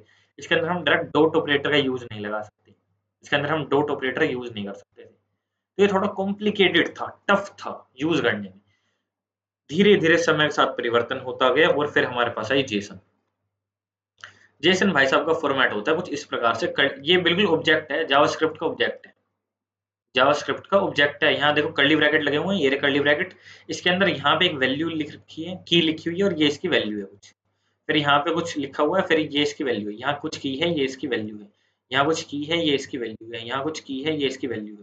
पूरा जावास्क्रिप्ट का ऑब्जेक्ट है पूरा, और यहाँ बीच में कोलन भी है। बट एक यहाँ पे छोटी सी चीज है। क्या चीज है? अगर मैं यहाँ नेम के ना यहाँ पे डबल कोट ना भी लगाऊंगा ना, तो भी ये जावास्क्रिप्ट का कोड रन कर जाएगा। ये जावास्क्रिप्ट है, वो क्या है, वो जेसन है। उसके लिए मेरे को यहाँ पे डबल कोट लगाने ही मैंडेटरी है। सेकंड चीज पे बात करते हैं, एक और चीज का अंतर है। एक और चीज का क्या अंतर है कि मान लो कि मैं यहाँ बता देता हूँ कि भैया जॉब, जॉब नाम से एक चीज मैं बनाता हूँ, और उसकी वैल्यू मैं करंटली लिख देता हूँ अनडिफाइंड, UNDIFINED। यहाँ पे एक चीज होती है अनडिफाइंड, जावास्क्रिप्ट में ही होती है बेसिकली वो अनडिफाइंड, ठीक है। बट जावास्क्रिप्ट के अगर मैं बाहर यहाँ पे लिख देता हूँ ना अनडिफाइंड, कहाँ पे, जेसन के अंदर, तो वो मेरे को एरर देगा, एरर देगा। ट्राई करके देखें, ट्राई करके देखें, बिना ट्राई किए तो हम भाई किसी की नहीं मानते, तू है कौन। तो हमारे पास ना एक ऑनलाइन वेबसाइट है, ऑनलाइन वेबसाइट है। वेबसाइट के बारे में, हर एक वेबसाइट के बारे में बता चलूंगा विस्तार से। थोड़ा सा पेशेंस रखना है, मजे के साथ इंटरेस्ट के साथ समझेंगे। जेसन वैलिडेटर करके एक वेबसाइट होती है, मैंने बहुत यूज की है। पहली वेबसाइट खोल लेंगे, हाँ पहली खोल लेते हैं। कुछ नहीं करना, जाना है यहाँ पे अपने जेसन को पेस्ट करना है। यहाँ मैंने एक चीज लिख रखी है विच इज जॉब अनडिफाइंड। ये जैसे ही मैंने यहाँ जॉब अनडिफाइंड लिख दिया और जेसन को वैलिडेट करा तो एरर दे रहा है, कह रहा है भैया पहली बात तो स्ट्रिंग होनी चाहिए और अनडिफाइंड कोई चीज नहीं होती। तो अब इसको क्या करते हैं, हम जेसन बनाते हैं। कैसे बनाएंगे जेसन? जेसन बनाने के लिए सबसे पहले मेरे को क्लास को भी क्या करना पड़ेगा, मेरे को क्लास को भी यहाँ पे डबल कोट्स में डालना पड़ेगा, पहली चीज, ठीक है। मेरे को नेम को भी यहाँ डबल कोट्स में डालना पड़ेगा, मैंने डाल दिया। अब अगर मैं इसको यहाँ से रन करता हूँ, वैसे अब शायद मेरे को कोई एरर दे सकता है ये, आई थिंक, मेरे को पता नहीं एरर देगा नहीं देगा, बट एक बार ट्राई करते हैं। ये कह रहे हैं JSON is valid, JSON is valid, यानी कि जेसन बढ़िया है, ये मजेदार है। JSON, JSON as same as object होता है। दो चार चीजें मैंने तुम्हें बता दी। अनडिफाइंड इसमें कुछ नहीं होता, इसमें कोई चीज नल हो सकती है, बट अनडिफाइंड बिल्कुल नहीं हो सकती। थर्ड बेसिक चीज, दोनों चीजें स्ट्रिंग होगी, क्लास भी स्ट्रिंग होगी, मतलब की भी स्ट्रिंग होगी, वैल्यू भी स्ट्रिंग होगी। अगर मैं यहाँ ऑब्जेक्ट की बात करता हूँ तो यहाँ अगर तुम कुछ लगाते न्यू डबल कोट वगैरह तो ये रन कर जाता है। तो आई होप सो जेसन तो तुम्हें पता चल गया क्या है। थोड़ा यार इंटरेक्शन, हाँ बहुत ही बढ़िया, जेसन पता चल गया, आई होप सो क्या है, ठीक है। अब जेसन अगर तुम्हें पता चल गया तो अब हम कुछ वेबसाइट को एक्सप्लोर करने वाले हैं जो हमें एपीआईज देती हैं। पहले हम एपीआईज को और थोड़ा अच्छे से जानते हैं, एपीआईज क्या है, फिर हम थोड़ा वापस से जेसन की तरफ आएंगे। एक वेबसाइट है बहुत अच्छी सी, which is cat, cat ninja fact. अब ये क्या करती है, कैट फैक्ट एक्चुअली निंजा, ये जब मैंने बहुत स्टार्टिंग में सीखा था ना, तब की वेबसाइट है, अभी तक चल रही है। दो चार वेबसाइट अब बंद भी हो चुकी हैं, बट मैं तुम्हें थोड़ा थोड़ा एग्जांपल देता हूँ। कैट फैक्ट निंजा क्या करती है, बेसिकली कैट के बारे में प्यारे प्यारे फैक्ट बताती है। जैसे मैं इसको प्लेटे प्रिंट आउट कर देता हूँ। फैक्ट है ये कि कैट कैन जज with in 3 inch the paradise location of A sound being made 1 yard away. ऐसा करके कुछ फैक्ट है, ठीक है। मैं इसको वापस से जाके एंटर मारूंगा तो फैक्ट चेंज हो जाएगा, बेसिकली फैक्ट चेंज हो जाएगा। हो गया क्या? हाँ हो गया। Cat ear grass to aid their digestion and help them to rid any fur in their stomachs। वापस से रिफ्रेश करूंगा, वापस से फैक्ट चेंज हो जाएगा। 8 tigers strips are like fingerprints। उसकी लेंथ नाम से कोई एक वैल्यू है, लेंथ बेसिकली इस पूरे की लेंथ बताती है। तो ये हमारे क्या है, ये एपीआईज हैं जो कि हिट करने पे बार बार चेंज हो रही है। हिट का मतलब क्या होता है, या तो पेज रीलोड कर दो या फिर वापस से यहाँ जाके एंटर प्रेस कर दो। इसे मैं बेसिकली एपीआईज कह रहा हूँ। समझ गए एपीआईज क्या होती है? इसका लिंक मैं दे दूंगा, चिंता करने की बात नहीं है। लिंक कहाँ मिलेंगे? सब चीज अवेलेबल है, ठीक है। तुम सर्च करोगे ऑनलाइन तो मिल जाएगी, कैट फैक्ट निंजा सर्च करोगे मिल जाएंगी, वेबसाइट टॉप पे आ जाती है ना। ये एक एपीआई होगी। सेकंड एपीआई की बात करें, ऐसे ही एक था डॉग सीईओ करके। अब डॉग सीईओ करके तो मजा सा आता है सुन के। वैसे तो डॉग सीईओ क्या करता है, तुम्हें बेसिकली एक मैसेज देता है और एक स्टेटस देता है। दोनों के बारे में बात करते हैं। मैसेज क्या और स्टेटस क्या है। मैसेज को अगर मैं यहाँ से ना कॉपी कर लेता हूँ और इसको नए उसमें टैब में जाके अगर पेस्ट करता हूँ, तुम यहाँ देखोगे कि भैया ये क्यूट क्यूट डॉग की इमेज देता है। जैसे ये देखो कितनी प्यारी सी इमेज दी है, एक तौलिए के अंदर एक कुत्ता बंधा हुआ है, ठीक है। मैं वापस इसको रिफ्रेश करता हूँ, अब इसने मेरे को कोई और लिंक दे दिया है बेसिकली। मैं इसको यहाँ से कॉपी कर लेता हूँ, पेस्ट कर देता हूँ। ये क्यूट डॉग इमेज देता है हर बार। ये बिल्ली है, अरे बिल्ली दे दी इस बार तो इसने। ये छोटी सी बिल्ली है और ये ऊपर इतना बड़ा कुत्ता खड़ा है। तो ये प्यारे प्यारे डॉग की इमेज देता है ऑनलाइन उठा उठा के। और एक ये नई चीज देता है which is status. Status success आ जाए तो यानी कि जो हमारा वो है बेसिक, क्या कहते हैं, हमारी जो रिक्वेस्ट है वो कंप्लीट हो चुकी है। और स्टेटस अगर रिजेक्टेड आ जाए तो हमारी जो कनेक्शन है वो वीक है, या कुछ भी मान सकते हो। ठीक है, तो तुम्हें पता चल गया एपीआई क्या है। बार बार हिट करने पर जो चीज चेंज होती है वो एपीआई है। दो वेबसाइट में तुम्हें दिखा दी एपीआई की वेबसाइट। वेबसाइट क्या है, ठीक है ठीक है। अभी अगर कंफ्यूज हो रहे हो तो थोड़ा सा और अभी कंफ्यूजन में डालूंगा, उसके बाद थोड़ी स्टोरी शेयर करते करते सारी चीजें डन हो जाएंगी। जेसन के बारे में हम बात करते हैं। हाँ, जेसन का नाम बताना रह गया, जावास्क्रिप्ट ऑब्जेक्ट नोटेशन। अब जावास्क्रिप्ट ऑब्जेक्ट नोटेशन इसका नाम क्यों है? सिर्फ जावास्क्रिप्ट में जेसन फाइल यूज नहीं होती, हर जगह जेसन फाइल यूज होती है। पाइथन में, सी में, सी प्लस प्लस में, हर जगह जेसन फाइल का यूज है। बट जावास्क्रिप्ट के ऑब्जेक्ट जैसी ये दिखती है, इसलिए जो बेसिकली इसका नाम रखा गया है वो है जावास्क्रिप्ट ऑब्जेक्ट नोटेशन। ठीक है, इसकी फुल फॉर्म है। और एक्सएमएल की फुल फॉर्म है एक्सटेंसिबल मार्कअप लैंग्वेज। ठीक है, इतना ही है फर्क इसमें। हाँ, अब जेसन की वेबसाइट पे चलते हैं। जेसन के बारे में अगर कुछ भी जानना है तो jeson.org पे जाओगे तुम, तो इस वाली वेबसाइट पे तुम आ जाओगे। यहाँ तुम जेसन के बारे में पढ़ सकते हो कि जेसन क्या है, क्यों है, इसमें वाइट स्पेसेस क्या काम करते हैं, हर चीज स्ट्रिंग क्यों होती है, एरे यूज कर सकते हैं नहीं कर सकते, है ना, वैल्यू कौन कौन सी यूज कर सकते हो, ऑब्जेक्ट, एरे, नल, है ना, अनडिफाइंड इसमें नहीं है, कहीं भी दिख रहा होगा तुम्हें। तो ये सारी चीजें तुम जाके जेसन की ऑफिशियल वेबसाइट पे जाके तुम चेकआउट कर सकते हो। लिंक है jeson.org। org का मतलब होता है org। ठीक है, यहाँ तक अगर तुम्हें थ्योरी वाला कॉन्सेप्ट समझ आ रहा है तो मैं कंटिन्यू करता हूँ, वरना 10 बज चुके हैं आई थिंक। आ रहा है। अच्छा, अब मेरे को एक बार कमेंट में बता दो, क्योंकि इसके आगे ना देखो थोड़ी इंटरेस्टिंग चीजें आने वाली हैं। जेसन वैलिडेटर के बारे में बात मैं कर चुका हूँ। पैरास मेथड के बारे में हम बात करेंगे, और उसके बाद एक स्ट्रिंगिफाई के बारे में बात करेंगे। मेरा मन तो है होट्स पोस्ट तक कराने का, उसके आगे की हम बाद में कर सकते हैं। अगर कहोगे तुम्हारा इंटरेस्ट है, जग रहा है, तो हम आगे भी करेंगे। मेरा मन होट्स पोस्ट तक कराने का है। कंटिन्यू करें या रुकें? कंटिन्यू करें या रुकें? कंटिन्यू, क्या बात है, कर दो। वाह, अरे वाह, चलो जी, बहुत ही बढ़िया। ठीक है, thank you ji, thank you guys. Okay, सबसे पहले आते हैं पार्स मेथड पे। अब तुमने एक चीज देखी, मैं ना कैट निंजा वाली वेबसाइट पे जाऊंगा। कैट निंजा वाली वेबसाइट पे जाने के बाद मैं ना इस वाली चीज को यहाँ से कॉपी कर लूँ। सिंपल चीज है, मैंने ये जो है इस चीज को यहाँ से कॉपी कर लिया। जावास्क्रिप्ट में जाऊंगा, जितना भी कोड था एसिंक वगैरह वाला, सब मैंने यहाँ से हटा दिया भैया। मेरे को ये सारा कोड नहीं चाहिए। कोई एरर भी दे रहा है ये बेसिकली एरर। अच्छा ओके, ये भी कोई रह गया होगा ब्रैकेट वगैरह, पता नहीं क्यों रह गया, बट रह गया तो इसको हमने हटा दिया। ठीक है जी। अब हाँ, बेसिक हम क्या कर रहे थे, हम यहाँ समझ रहे थे। ठीक है, मैं क्या बनाऊंगा, लेट ओबीजे नाम से एक चीज, या लेट जेसन नाम से एक चीज बनाऊंगा। Let JSON। ठीक है, इक्वल टू लिखूंगा, और यहाँ लगाऊंगा सिंगल कोट। क्या लगाऊंगा, सिंगल कोट। सारा डाटा पेस्ट कर दूंगा। बेसिकली सिंगल कोट भी ना लगाऊं तो मैं यहाँ लगा सकता हूँ ये बैक टिक्स, सारा डाटा पेस्ट कर दूंगा। अब देखो होता क्या है, होता क्या है, पहले जो होता है वो समझ लेते हैं, उसके बाद आगे चीज बात करें। जितनी भी जेसन फाइल होती हैं वो अपने आप में एक स्ट्रिंग होती हैं। क्या मेरी बात क्लियर हुई? जितनी भी जेसन फाइल होती हैं वो अपने आप में एक स्ट्रिंग होती हैं। प्रिंट करवा के दिखा देता हूँ मैं एक बार के लिए। यहाँ पे भी अगर मैं यहाँ कंसोल डॉट लॉग कराता हूँ, और अगर मैं यहाँ जेसन को प्रिंट कराता हूँ, तो अभी तो जो मैंने जेसन लिखा है इस चीज को मैं प्रिंट करा रहा हूँ। मैं प्रिंट करा रहा हूँ तो ये देखो, ये क्या है, ये एक टेक्स्ट फॉर्म है। ये कोई यहाँ पे वो नहीं है ऑब्जेक्ट जो है एरो आ रहा हो और ओपन हो रहा हो, खुल रहा हो या नहीं खुल रहा हो, कुछ आ नहीं रहा है यहाँ। ये सिर्फ एक सिंपल टेक्स्ट है। मेरे को मान लो इस टेक्स्ट को क्या करना है, बाय एनी चांस मेरे को इस टेक्स्ट को क्या करना है, जेसन में कन्वर्ट करना है। ठीक है, जेसन में कन्वर्ट करना है, ये टेक्स्ट है। तो इसके लिए मेरे पास यहाँ पे एक यहाँ मेथड होता है, इसका नाम है पार्स मेथड। पार्स मेथड जो कि जेसन स्ट्रिंग को बेसिकली जेसन जेएस के ऑब्जेक्ट में कन्वर्ट करता है। पार्स मेथड, जेसन तो पूरी स्ट्रिंग होती है, इसको मैं जेएस के ऑब्जेक्ट में कैसे कन्वर्ट कर सकता हूँ, पार्स मेथड के सहारे। अब पार्स मेथड कैसे काम करता है उसके बारे में दिखाता हूँ। अब पार्स मेथड इन जावास्क्रिप्ट बहुत ही सिंपल मेथड है। मैं यही गूगल वाले से उठा लूंगा जेसन डॉट पार्स। मैं क्या करूँगा, डायरेक्ट जेसन तो है मेरे पे, मैं यहीं जाकर दिखा देता हूँ।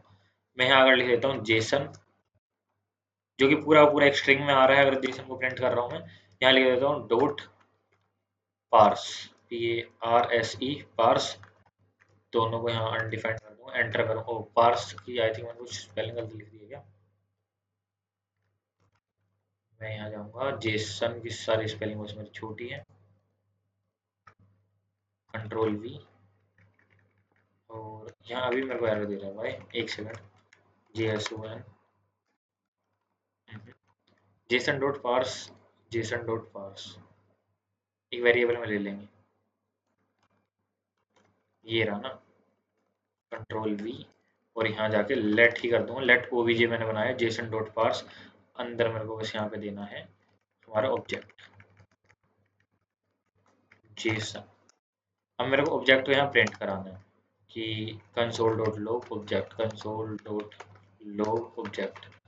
आने वाले टाइम में इसको यूज करोगे, इस चक्कर में करा रहा हूँ, वरना मेरा कराने का तो ये देखो, अब यहाँ एक एरो आ चुका है, देख रहे हो, ये एरो आ चुका है। ये कब आता है और इसका टाइप क्या है, ऑब्जेक्ट आ रहा है, इसका टाइप क्या आ रहा है, ऑब्जेक्ट आ रहा है। ये बेसिकली अब क्या करेगा, अब मैं इसके साथ ना डॉट ऑपरेटर लगा सकता हूँ। कैसे लगा सकता हूँ, अब देखो ध्यान से देखना कैसे लगा सकता हूँ। अगर मैं यहाँ लिख दूँ OBJ डॉट, डॉट लगाने के बाद अगर मैं फैक्ट लिखूंगा तो सिर्फ फैक्ट आ रहा है, OBJ डॉट लेंथ लिख दूंगा तो सिर्फ लेंथ आ रही है।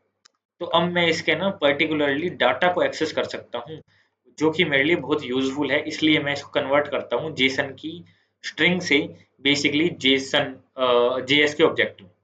यहाँ ये ले रखा है मैंने, जेसन की स्ट्रिंग से JS के ऑब्जेक्ट में कन्वर्ट करता हूँ। इसके लिए मैं यूज करता हूँ पार्स मेथड का। और इसका अपोजिट होता है, इसका अपोजिट होता है विच इज स्ट्रिंगिफाई। मान लो पूरा पूरा एक ऑब्जेक्ट दे रखा है मेरे को, लेट OBJ के अंदर ये पूरा कुछ ऑब्जेक्ट दे रखा है मेरे को, ठीक है, कुछ ये ऑब्जेक्ट है जो कि पूरा जेसन में मिला हुआ है मेरे को, ठीक है। और मेरे को क्या करना है, let OBJ JSON dot parse की जगह जेसन डॉट स्ट्रिंगिफाई कर दूं मैं, स्ट्रिंगिफाई, और इसके अंदर मैंने जेसन कर दिया। और अब मैं अगर OBJ को प्रिंट करवा रहा हूँ तो अब ये जेसन में कन्वर्ट हो चुका है, मतलब एक स्ट्रिंग में कन्वर्ट हो चुका है पूरा पूरा ऑब्जेक्ट। तो इसे मैं कह रहा हूँ स्ट्रिंगिफाई। तो ये दो मेथड होते हैं, पार्स और स्ट्रिंगिफाई। यूज स्ट्रिंगिफाई को तो इतना नहीं करोगे, बट पार्स को तुम डेफिनेटली यूज करने वाले। और पार्स को लिखने का तरीका है, पहले लिखोगे जेसन डॉट लिख के यहाँ लिख दोगे पार्स, और फिर अंदर उस वेरिएबल का नाम जिसके अंदर तुमने स्टोर करवा रखा है वो स्ट्रिंग, यानी कि पूरा जेसन, ठीक है। मैंने यहाँ पे अभी करने रखा तो यहाँ पे मैं कर देता हूँ। एरर नहीं आना चाहिए, ये एरर एरर बहुत ही बुरा होता है, ठीक है। हाँ अब ये आ चुका है ऑब्जेक्ट के अंदर। अगर इतनी बात क्लियर है, थोड़ा सा और आगे चलते हैं। 1 2 3, ठीक है ठीक है ठीक है ठीक है, 4, ओके। अब थोड़ी सी देखो, तुम्हें राम कहानी सुननी पड़ेगी, फिर आगे चलते हैं। थोड़ी सी कथा है हमारी।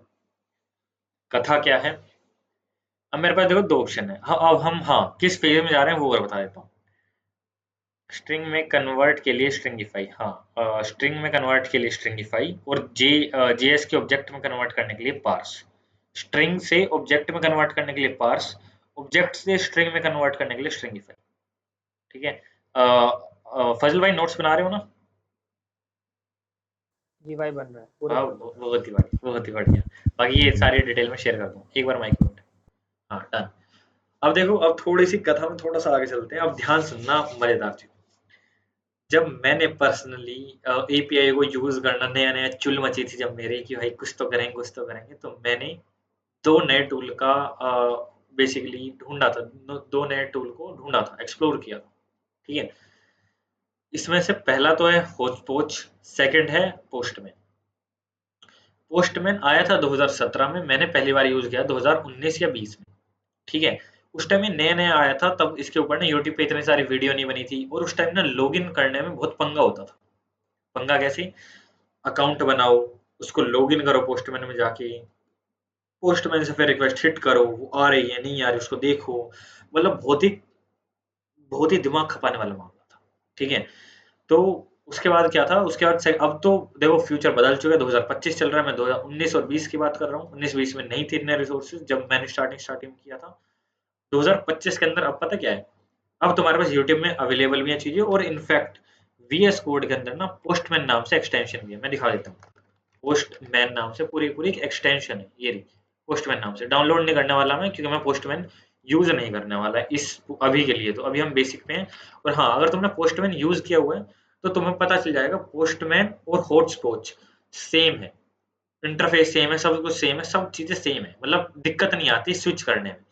होस्टपोच मैं पहले बता रहा हूँ, ये जो टूल का नाम ले रहा हूँ मैं होस्टपोच, ये ना पुरानी टेक्नोलॉजी है, पुरानी मतलब इतनी पुरानी नहीं, मैं यूज कर रहा हूँ तो ऐसा तो है नहीं, बहुत ही बुरी टेक्नोलॉजी है, काम आती है, ठीक है, काम हर चीज आती है, पर आज की लेटेस्ट डेट में पोस्टमैन चल रहा है तो पोस्टमैन में स्विच करेंगे, बट अभी के लिए मैं पोस्टमैन पे स्विच नहीं कर रहा हूँ, मैं होस्टपोच पे लेके जाना चाहता हूँ, ठीक है। दो कारण है होस्टपोच पे ले जाने के। पहली चीज, ये ऑनलाइन है, ब्राउजर पे जाओगे, सर्च करोगे होस्टपोच, आ जाएगा, ना तुम्हें कोई वीडियो देखनी, ना तुम्हें कहीं लॉगिन करना, ना तुम्हें कुछ करना, कुछ भी नहीं करना, free of cost without login सब चलेगा। सेकंड, इजी टू यूज है ना, मतलब तुम्हारा पीसी अगर लो लेवल का भी है, i3 जनरेशन का, तो भी मक्खन चलेगी होस्टपोच। पोस्टमैन तुम्हारा पीसी का भट्ठा बैठा देगा, इस चक्कर में हम होस्टपोच को यूज कर रहे हैं, बस इतना ही है। करना क्या है, नया टैब खोलना है, होप्सपोच को सर्च करना है, पहली वेबसाइट आ जाएगी hopspoch.io, ओपन करनी है, और यहाँ पे जैसे तुम ओपन करोगे hopspoch.io की वेबसाइट खुल के आ जाएगी। बहुत स्मूथ वेबसाइट है, बहुत ही प्यारी वेबसाइट है। मैं एक बार ये सारी चीजें हटा देता हूँ जो तुम्हें दिख रही है यहाँ पे, ठीक है, ऐसा कुछ इंटरफेस आएगा तुम्हारे आगे खुल के। मैं इन दोनों को भी हटा देता हूँ, जो भी चीजें तुम्हें दिख रही है तुम उन सबको हटा सकते हो, ठीक है। ये पहली बार जब तुम खोलोगे, इनफैक्ट मैं ना इसको ही यहाँ से नया खोल लेता हूँ और इसको मैं यहाँ से बंद कर देता हूँ, यस, कैंसिल कर देते हैं, ठीक है। तुम्हारे पास ऐसा कुछ खुल के आएगा, बिल्कुल नया, बिल्कुल फ्रेश खोल लिया मैंने, ठीक है, जितनी मेरी सारी चीजें थी मैंने सब बंद कर दी हैं।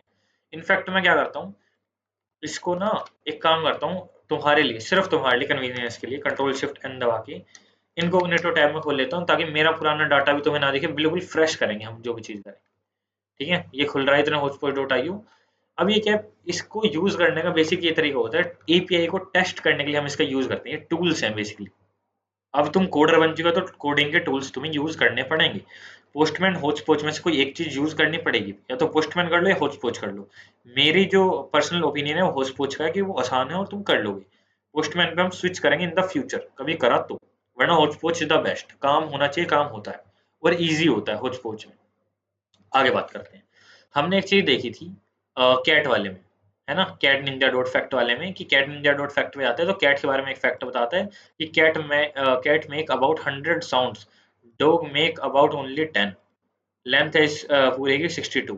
तो ये जितने भी एपीआई आ रही है, मैं इसको देखो, इस यूआरएल को डायरेक्ट में आ जाकर कंट्रोल सी से कॉपी कर रहा हूँ, इसको कॉपी कर रहा हूँ, यहाँ से अगर नहीं दिख रहा तो ये देखो, ये कंट्रोल सी कर लिया, कॉपी कर लिया, ठीक है। कॉपी करने के बाद अब तुम्हें आना होस्टपोच की वेबसाइट पे, होस्टपोच की वेबसाइट ऐसी दिखती है, ठीक है। इसके अंदर ना तुम्हें यहाँ जो टेक्स्ट लिखा हुआ है ये वाला, ये तुम्हारा लिखा आएगा स्टार्टिंग में, इसको हटाना है, और क्या करना है, जो तुम कॉपी करके लाए हो उसको यहाँ जाकर पेस्ट कर दो, जो भी तुम कॉपी करके लाए हो, इस कैट वाली वेबसाइट से या इस डॉग वाली वेबसाइट से, एक डॉग वाली भी थी ना, डॉग वाली की वेबसाइट से, कहीं से भी कॉपी करके लाओ एपीआई को, एपीआई की यूआरएल को, एंट्री पॉइंट कहते हैं इस यूआरएल को, बेसिकली इस यूआरएल का नाम होता है एंट्री पॉइंट। इसको कॉपी करके लाओ, होस्टपोच में जाके पेस्ट करो, इतना ही काम। अब क्या करना है, अब तुम्हें ये सेंड का बटन दिख रहा है, सेंड का बटन में जैसे ही तुम क्लिक करोगे, लोडिंग होने के बाद यहाँ बहुत सारी कुछ चीजें आएंगी, एक एक करके चीजों को समझेंगे ताकि हमारा होस्टपोच कम से कम खत्म हो जाए। मैं इतना ही कराने वाला हूँ, होस्टपोच कराने के बाद एजेक्स को के आगे के जितने भी चीज हैं ये हम बाद में देखेंगे, स्टेटस कोड देख लेंगे, और ये वर्बल ये देख लेंगे, एचटीटीपी वर्ब, क्योंकि ये इसी होस्टपोच का पार्ट है। एजेक्स के बारे में हम कल बात करेंगे, ठीक है, एजेक्स एडिशनल यूआरएल ये सब आगे बात करेंगे इन फ्यूचर, ठीक है। बेसिक अब हम वापस चलते हैं, ठीक है। होस्टपोच के बारे में हम ढंग से समझने वाले हैं, टूल है, समझना है, ठीक है। अब देखो, जैसे ही मैंने होस्टपोच को यहाँ पे लिख के एंटर सेंड पे बटन पे क्लिक किया, यहाँ पे देखो सबसे पहले एक चीज है स्टेटस कोड 200। अब पहले स्टेटस कोड के बारे में बात करते हैं, स्टेटस कोड खत्म करते हैं। अगर रिस्पॉन्स बढ़िया आता है, रिस्पॉन्स रिजेक्ट तुम पढ़ चुके हो, रिस्पॉन्स अगर किसी भी वेबसाइट से बढ़िया आता है उसको कहते हैं हम 200, यानी कि ओके, डन है। अगर वो रिस्पॉन्स, यानी मान लो कि अगर तुमने यहाँ पे कुछ कुछ एरर डाल दिया, मान लो तुमने कुछ उल्टा सीधा लिख के सेंड कर दिया, तो यहाँ पे वो मेरा क्या कह रहा है, नेटवर्क एरर, कुछ फाउंड ही नहीं हो रहा, क्या क्या ढूंढना चाह रहे हो, क्या ढूंढना चाह रहे हो। इसके अंदर बेसिकली फैक्ट के आगे स्लैश लगा के अगर मैं यहाँ भव्य लिख के अगर सेंड कर दूँ, तो यहाँ पे वो मेरा कह रहा है नेटवर्क एरर, चल नहीं रहा। क्यों नहीं चल रहा, क्योंकि ऐसी नाम की कोई चीज एग्जिस्ट ही नहीं करती, तो उसके अंदर वो मेरे को देता है 404 एरर, यानी कि 404 एरर। याद नहीं करने, बता रहा हूँ, ऊपर ऊपर से बता रहा हूँ, ये लिखिए, कोड अगर 200 आ जाए इसका मतलब होता है ओके, 404 का मतलब होता है नोट फाउंड, 400 का मतलब होता है बैड रिक्वेस्ट। 400 क्या होता है, थोड़ा सा बात करते हैं।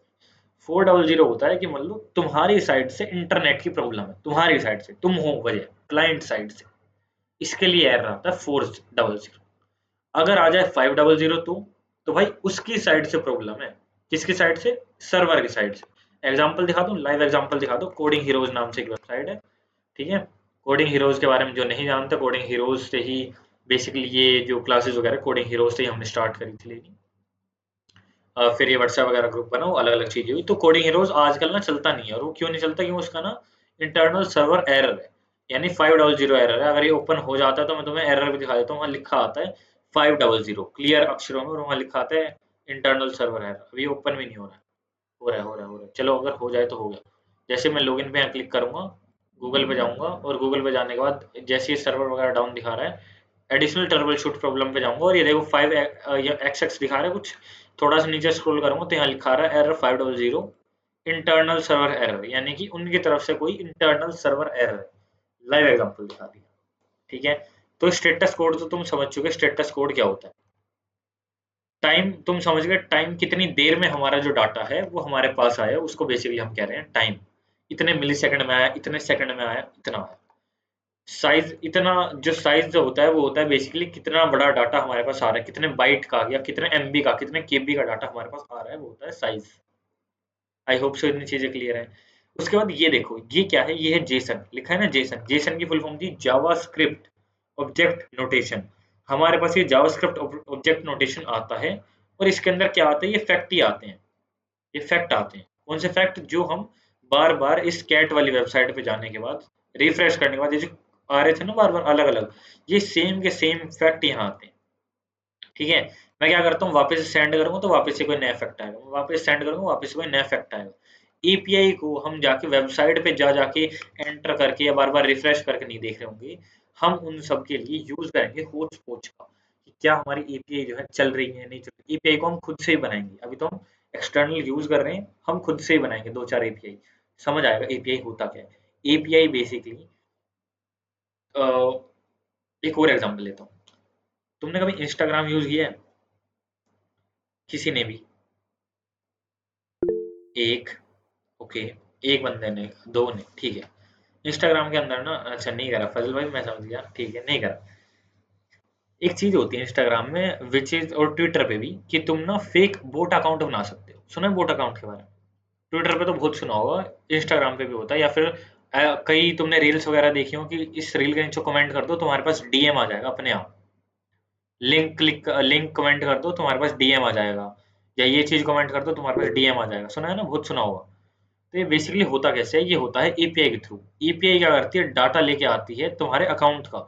ये कमेंट आया यानी एपीआई हिट हुई। अब एपीआई देखेगी कौन से अकाउंट से हिट हुई, उसी को डीएम कर देगी।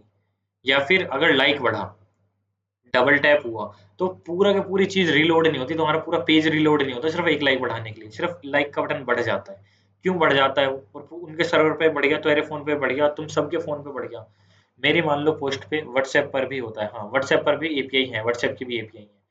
हाँ, मैं थोड़ा सा और इस चीज को कन्वर्ट कर देता हूँ। व्हाट्सएप हो गया, ट्विटर के बोट्स, बहुत सारे बोट अकाउंट होते हैं, वो अपने आप जाके पर घंटे पे या पर मिनट पे कुछ ट्वीट करेंगे, रैंडम कुछ ट्वीट करेंगे। ट्वीट करते कैसे हैं वो हम बाद में देखेंगे, बट एपीआई का यूज होता है इसके अंदर। भाई यहाँ से कुछ डाटा आएगा, ये देखो ये कुछ ऐसे ट्वीट आएगा, और ट्वीट करना, और कितने टाइम पे आएगा यहाँ वो टाइम लिखा होगा। तो ऐसे करके हम बेसिकली यूज कर सकते हैं, किसी भी ट्वीट को या किसी भी ट्वीट को डाल सकते हैं।